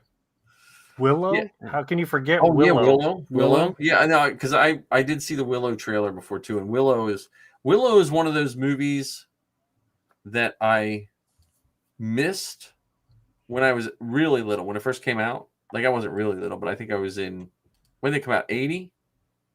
83? I think it was around that time. Yeah. Yeah, it was one of those ones that got missed till I remember watching it right when Missy and I got married in 93. Actually, no, it was 88. Oh, okay. So it was my first year in college, first year in college. So I was just watching MTV at the time. We had an MTV room in our student center. It was just a TV turned on MTV all the time. And so I would just go sit there and fall asleep when I should have been going to class. Yeah. But yeah, Willow, I mean, Indiana Jones. Yes. Did we get any update from it? Other than Harrison Ford saying it's going to be really cool. Short Round was there. Short Round. Yeah. But I mean, and who was the lady who played L7? Oh, yeah. Is she there? She was there. She's in Indiana Jones. Oh, nice. She's on L7 though. Yeah. Indiana Jones is one of those ones where I really like Indiana Jones, and I like them all. Even the skull one, or the glass skull one, I still thought was pretty good. Crystal Skull. But I think that's one of those franchises that, unless they find the exact person, I think when Harrison Ford is done doing Indiana Jones, it's one of those ones I would be perfectly fine with it being done. Yeah. Well, that's not going to happen. I know that. In charge. I know. I mean, and they'll probably find someone. I mean, you got to give Disney. They announced who Ezra was, and everyone was wrong about that. Well, they had an Indiana Jones because they were going to cast. It was either Chris Pratt or Aaron Paul, and then Harrison Ford swooped in and was like, "No. As long as I'm still alive, Indiana Jones." No, honestly, I don't think either one of those would have. Chris Pratt possibly at one time. I don't know if the Chris Pratt of today could have. Yeah, and Aaron Paul he is so synonymous with Jesse Pinkman that I think putting him in that role would be like, I love Aaron Paul. Yeah, but not Indiana Jones. Yeah, the new Indiana Jones is going to have to be one of those people that they get that we've all know who it is, but we never thought of them. But. Yeah. Or would they keep the idea of Indiana Jones but not have Indy? That could be. Because I mean, they've done young Indiana Jones and things like that. You could always bring Shia LaBeouf back. Oh yeah, if he's not retired acting. I don't think many folks want to work with. I know he's listening to the show, and this is no insult or anything, Shia, but there aren't a lot of folks who are keen on working with him, from what I understand. Yeah, but he's a changed man. I actually just saw a podcast with him talking about all that and how he's completely turned his life around from being an alcoholic and a drug addict and all this, that, and another. But well, I mean, you also with this is nothing we normally talk about, but look at Robert Downey Jr. Yeah, Robert Downey Jr. right there. Yeah, like he was a big star right when I was graduating high school. Yeah, and then if someone would, then when he hit rock bottom, if someone would have ever said he was going to make it back, I would have laughed. I'd have been like, "Come on," because he seemed like in this country we portray addiction, and when people fall apart, we portray that as such an evil. And it's such like it's clickbait, or it's get people to watch your news at 6 or sell magazines or whatever genre you're in. And then when that person pulls it back together, we haven't been taught to forgive people. We've been taught to like, well, that person, you know what I'm saying? I see it with a lot of people that have any kind of addiction. We demonize them so bad with any kind of addiction, and it's hard for them to make it back to the public. So. Well, see, I don't think it's just the addiction part though that has people keeping Shia at a distance. Oh, right. I'm not talking about him in particular. I'm talking about in general. No, I think there are people that are just not good people, no matter if they're addicted or not to anything. But I'm saying what hurts anyone, I'm just giving him the benefit of the doubt. If which I don't think it is, but let's say 100% of all his issues was because of that. It's always harder for these people to come back. But when you see the new Iron Man, you can't picture anyone else being Iron Man. Yeah, that's true. And you can't, when you see him today, you can't see a nicer person that is trying to, just live their life like the rest of us, just have slightly more money and popularity than we do, Yeah, I'm hopeful for his, Shia's sake specifically that the things he's saying are working out for him. Right. Because I'll never, as famous as we are here on the Inflatable Falcon, I'll never understand the pressures of not being able to go outside without 953 cameras in your face, or people judging what you eat or what you look like or what clothes you wear, what car you drive. I'll never understand that pressure. Well, people, and I don't understand it in that regard, but I know in my job, we have to be careful what we do because perception outweighs. You could be the world's best teacher, and if someone took a snapshot of you doing something that every other person gets to do, and they put it in the wrong spot, your whole career could be lost. And with actors and actresses, they live under. And again, I'm not saying let's feel bad for all the really rich actors and actresses, but they're just, when it's all said and done, they're just people like us. I mean, I'm happy for them for what they got, and Anyone watch the new episode of House of the Dragon this week? I have not. So we should probably talk about that sometime on our podcast. But I would say right now, the Lord of the Rings show is beating out House of the Dragon for me. But now I've been a Lord of the Rings fan since like the 70s. So, that's fair. The only reason I say that is because that whole topic of reality, perception versus reality, is a big part of this last episode. But we've been watching. So here we should have this corner of what we're watching, and then we could non-Star Wars what we're watching.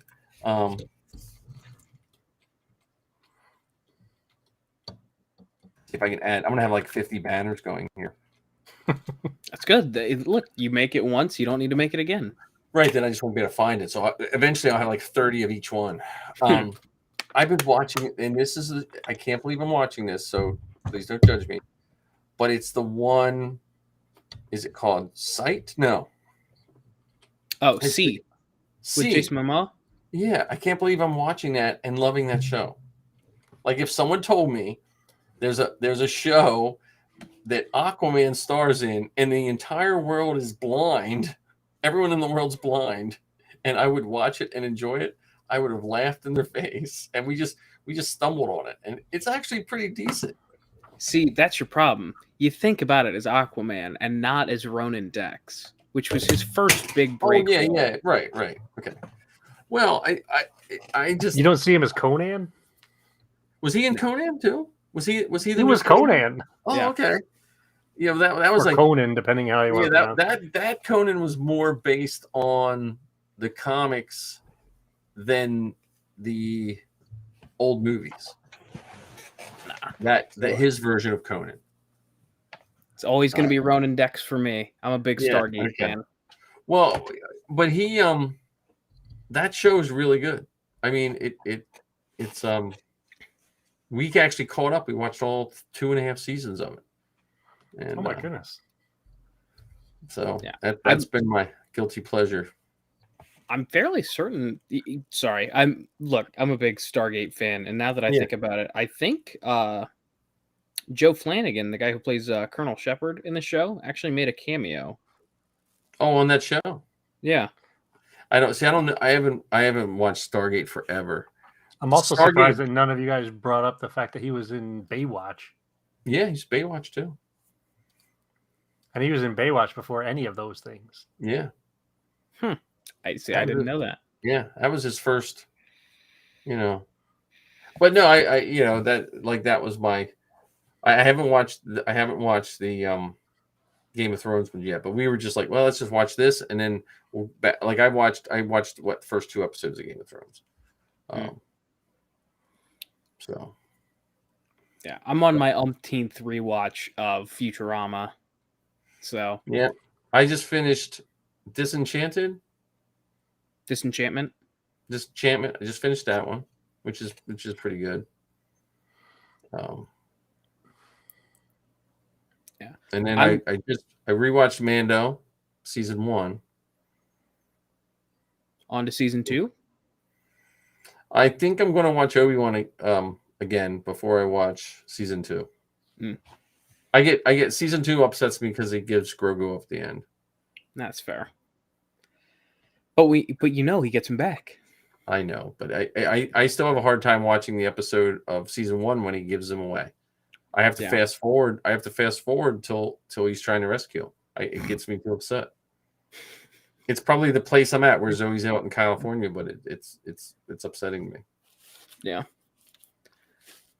Yeah. The only thing I started The Rings of Power last night. Mm-hmm. I got 30 minutes into the first episode, and I'm like, Jesus, I couldn't keep. And the funny thing is, I love Lord of the Rings, but see, it's based more on the books. Like I read all those books with like all the begats and this and that and the Silmarillion and all that stuff when I was a kid.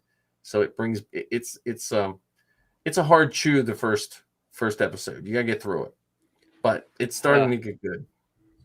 Well, the other part with that specific show, because I'm also watching it, is knowing that it's gonna take time. It's not your traditional action-packed fight the dragon every episode or trolls coming from the dungeon or any of that kind of stuff. It's on elf time. Elves have no concept of time. When they went and saw the dwarf, because when I play D&D, I always play a dwarf. I played a dwarf since 1979. I always play a dwarf. And the old rules, dwarves didn't like elves. And it was funny when that dwarf and that elf were talking, and the elf missed like 20 years of the guy's life or something like that. Was that what it was, Ken? Did you get to the part where I think it was Elrond was talking to the dwarf? And I haven't gotten to that part yet. Oh, sorry. Oops. I didn't mean to spoil it. Damn it. But when he was talking, without getting into specifics, the elves don't have a concept of time because unless they're killed, they don't die. So time is meaningless to them. I mean, it's important, and death is important. Like they don't want to die, but they live forever. So if you just want to go on an adventure for a couple hundred years, sorry everyone else died around me. So can we? While we're on the Rings of Power, can we talk about how much the guy who plays Elrond looks like? Because that's Hugo Weaving's character from the original 3. Yeah.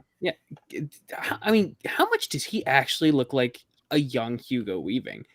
That was one of the better castings. Yeah. From the show. Yeah, that was good. I'm curious. I got a lot of questions, but I don't know. I like both the shows. I mean, I really do like both the shows. It's one of those. It's just a great time to watch TV. Yeah. Which is not great for my fitness regimen and my prop making regimen. Well, because unfortunately I can't watch the stuff and work on my costume at the same time, because either I'll make a mess in the living room, which I shouldn't do, and that'll get me in big trouble. Yep. Or I'll miss something in the show because I'm focusing on this thing. So yeah, and then it brings you to my motto when I do that. It's Lowe's likes it. It's measure once, buy twice. Because you're watching something else and you cut something. And damn it, I go back to Lowe's. Yeah, it's amazing. Whenever it comes to cutting, no matter how many times I cut it, it's still too short. Well, I ran into this problem when I first started doing Zoe Sabine years ago, and I was measuring stuff and it wasn't working out. I had two tape measures. They measured differently. Like if you put them next to each other, because I never had to cut where like a half inch made a difference, and they were off. So now when I measure stuff, it doesn't matter which one. I just use the same one all the time, because that first, when I cut her first Sabine pistols, man, I messed those up. I don't know how many times. So now I don't know. I'm just happy. And then podcast. Oh, before we go we should, because I gotta get to bed. I'm sorry. I'm getting old. There is the Podathon this Saturday. Mm-hmm. Did you guys hear about that? I Heard mean, we're about not it. in it, but the Podathon is this Saturday to help Make-A-Wish. So, yeah, Ryan Johnson's a guest on one of the shows. Yeah, the only person I know, Matt Martin's doing it, and I think Father and Son of Galaxy are doing it too. Doing an episode. That's all. And I'm going to see what Anchor does for Zoe's numbers now, because the only bad part is I lose all of her stats for the last 8 years, like all her. You can write those down. Yeah, I don't. If you're doing a podcast for numbers, that's not the reason I do podcasts. I mean, you want people to listen. But now, do you use Anchor, Ken? Yep, that's the one we use for the Forces Behind Star Wars. So my question is, have you guys made Anchor commercials? Not yet. Because I think I'm going to get her and Lizzie to make a bunch and just submit them in. Because I think, don't they just load them in? You don't load your commercials in. I'm not sure how it works. I haven't looked into that part yet, because we haven't gone down that path of whether we want to monetize our show or not. I don't really want to monetize, other than if I could get a couple bucks to pay for like some of the stuff we need. When I say monetize, I'm talking like if I can get like $5 or so to buy some SD cards and stuff like that, because I'll never catch up, because the first 7 years I paid $135 to $150 a year just to host. Yeah, I'm also debating that, because I haven't put out our first episode of the Rambling Star Wars Fan yet. Right. No, but now you're going to use Anchor, right? Yeah. So you don't have to pay anything other than, your website, which you can get away with a free one on that one too. I'm looking forward to that. Oh, we never did best card. We never did. Wait a minute. This is the one we got to end up with. We never did the bucket list. Come on. What do you got going for the bucket? Nothing on the bucket list? I got nothing on the bucket list right now. Well, we know what your next episode is going to be. Your first troop. Yeah. Oh, yeah. I am going to have to do that. I want to do a recap of the first 3 episodes of Andor. Oh, yeah. Granted, I don't know if I'm going to do that one solo or if I'm going to try and find someone. It's a matter of finding time right now, because my biggest problem is I got to try and balance my work schedule now, because it used to be like, okay, cool, I get off at 6 and I know I'm getting off at 6. Now it's like, do I really want to record an episode at 10:30, 11 o'clock? So, yeah, because like Wednesday nights are this is the worst time for me to do anything extra. Yeah. Because my availability right now is no Sundays and no Wednesday nights, for obvious reasons. Right. So, typically how that works out is, well, I can't really schedule you for half the day on Wednesday, so just have the whole day off. So yeah. So it's like, okay, do I want to record an episode and use all of my good content before the Inflatable Falcon? Well, I mean, you gotta prioritize, Well, and you'll get your sea legs for your new job. New jobs are always, Well, also there's the possibility that this forces you into being a little bit more organized and deliberate with your show. Yeah. Mm-hmm. I mean, with this, I mean, look at this. We're rolling up on 2 hours. Yeah. And that's just with the segment stuff. We haven't even done our usual rambling about the inflatable Falcon or right. Vegan recipes or car repairs. Right. Yeah, we haven't had any of those tonight. Yeah. I'll talk to Zoe about. So I will talk to Zoe about the inflatable Falcon thing, but she has, like I said, she has her premiere, and then she has lunch with important people on Friday. So, ooh, nothing. No, just just the people we know, and she's just going to hang. So she's living the life. I'm just living vicariously through her. Ken, even though it's just a hang, it's still an opportunity to ask questions, get inspiration, get encouragement, get a little bit of support in a place that's not home. Yeah, I don't know how it's going to make the three of us jealous. Yeah. Oh yeah. What he's not telling us, Ken, is that she's got lunch with Jon Favreau. There's just an NDA in place. If she has that, if I ever say I can't do the show for like a month, that's why, because I wouldn't be able to keep my mouth shut. I'll just be like, okay, I'm just going to delete all social media on my phone for now. Yeah. Which reminds me, I guess we should probably discuss this now while we've got a month in advance. Because we were talking about taking a break next week because of Andor. Yeah.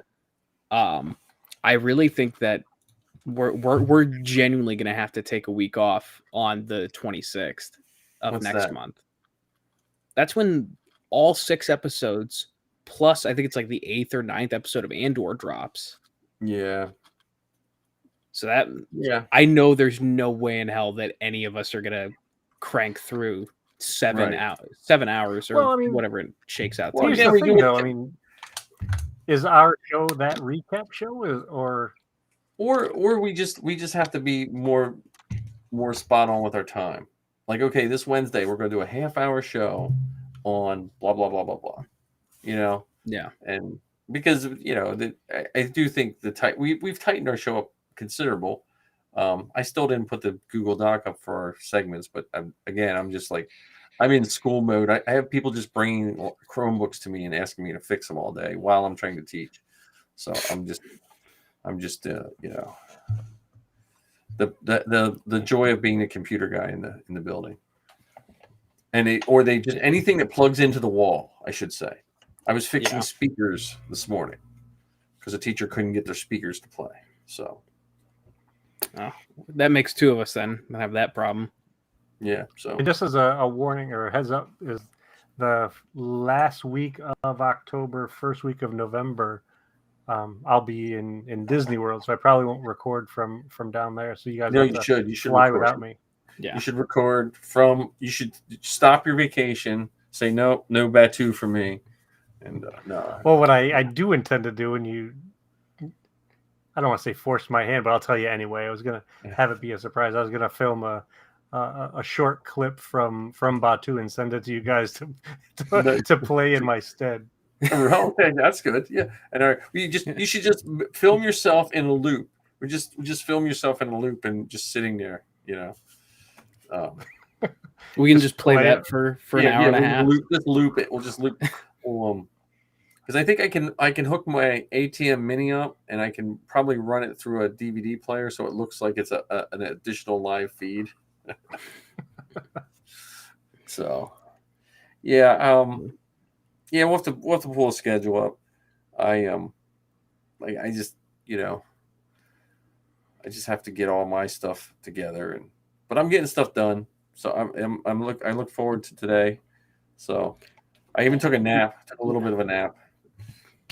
We love that. I saw Top Gun today. Oh, is that good?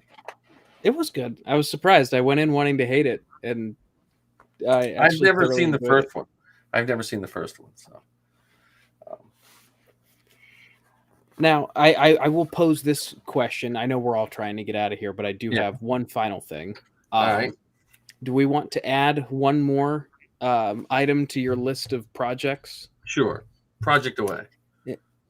I think, because you said we've tightened up our show quite a bit. Yes. I don't know if this is realistic or not, but I think by the end of the year we should aim to like turn it into like also the audio format. Because I know we've been talking about it and actually publishing our episodes. That's what started me doing Zoe's. When I saw her bill due, I was like, you know what? That was what pushed me to look. I'm going to convert hers over, and then if it looks like it's easy enough, then I can do it one by one for our show, because I do think that's a good idea. And you want our show to be this and more, or just the and more part? No, I think this and I think this and more, because there's a lot of TikTokers that record a TikTok live and then throw it up on a iTunes feed with no video. Yeah, because we had talked a couple of times where we do 1 hour of live on Wednesday, stop at the hour mark, and then record another hour that could become that other thing that we post. Mm-hmm. Well, so we end up doubling our content.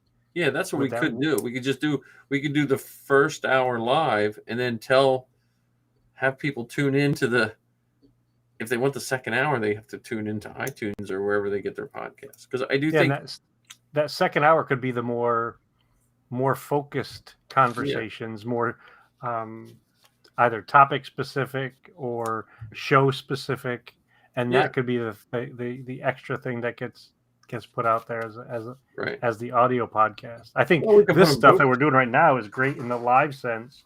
Yeah, but you still put it up on your feed. You just list it as live recording from blah, and then and from what it looks like on Anchor, you can put your seasons and episodes and everything. So I've never done seasons on Zoe's show. I just never thought about it.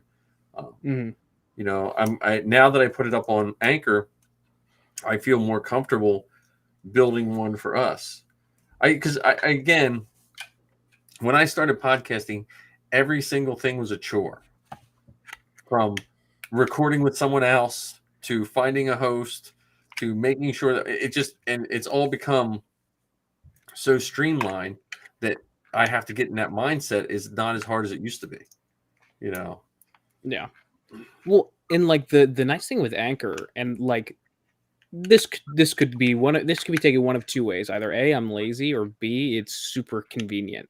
Like I could record an episode through Restream and have it edited, scheduled, and published within an hour. Yep. Well, and our show's not super simple. Our show's not an over edited one, and that's why I'm thinking of trying the commercials with the girls, only because I'm curious how they put the commercials in. Mm-hmm. Like if I don't have to drop the commercials in, why wouldn't I monetize? Like right. If I just have to record 5 or 6 commercials and load them up, and they put them in the spots, then why wouldn't I do it? I'm not going to make tons of money, but you think about like when I bought her first audio recorder to when she did cons, I had to just fork over that money. The Zoom recorders aren't cheap, but if you're going to record a con, you have to have a backup recording device in case something doesn't work out. So. Yeah, that's a good idea. I like the hour and an hour, but that is a good goal by the end of the year, because we can kick it off. And what's really nice is with Anchor.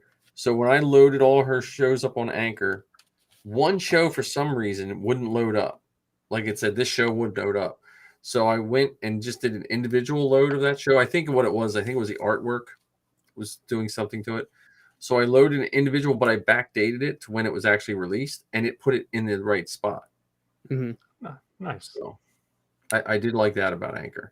And it looks like when I checked this morning, everything went to all her streams, I think, except I didn't check Google Play. I got to check Google Play.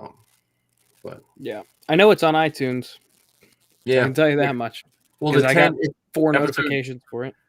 Yeah, episode 10 came in, and then, like I said, I think it was the episode after yours, John. I had to put it up like 4 times till it finally came up. That's what made me want to switch over, because I was having such a hard time with SoundCloud. And I don't know if SoundCloud is doing a big deal. SoundCloud seems more like music people. Yeah. It's up there 3 times. Okay. Yeah, I think I deleted the one time. And then there should be a 10. It's like a recast of episode 10 or something like that with Vanessa Marshall. Yeah, right. So your last 5 episodes are episode 10, episode 234, episode 234, episode 234, and episode 233. Yeah. Your episode with Zoe was in the top 30 episodes of all time. Really? Mm-hmm. And it was on SoundCloud. Since you did it, now again, I didn't check iTunes and all that. I just SoundCloud's number was like 300 listens. So, Good to know. Good.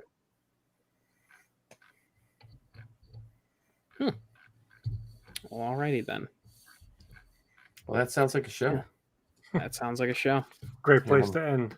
I'm going to end the stream later. I'll check all our podcasts, and we'll be bored. I'm just going to shut the live. Thanks for hanging out with us tonight, Ark and Marcus and Andy. Yeah. I think they all left us.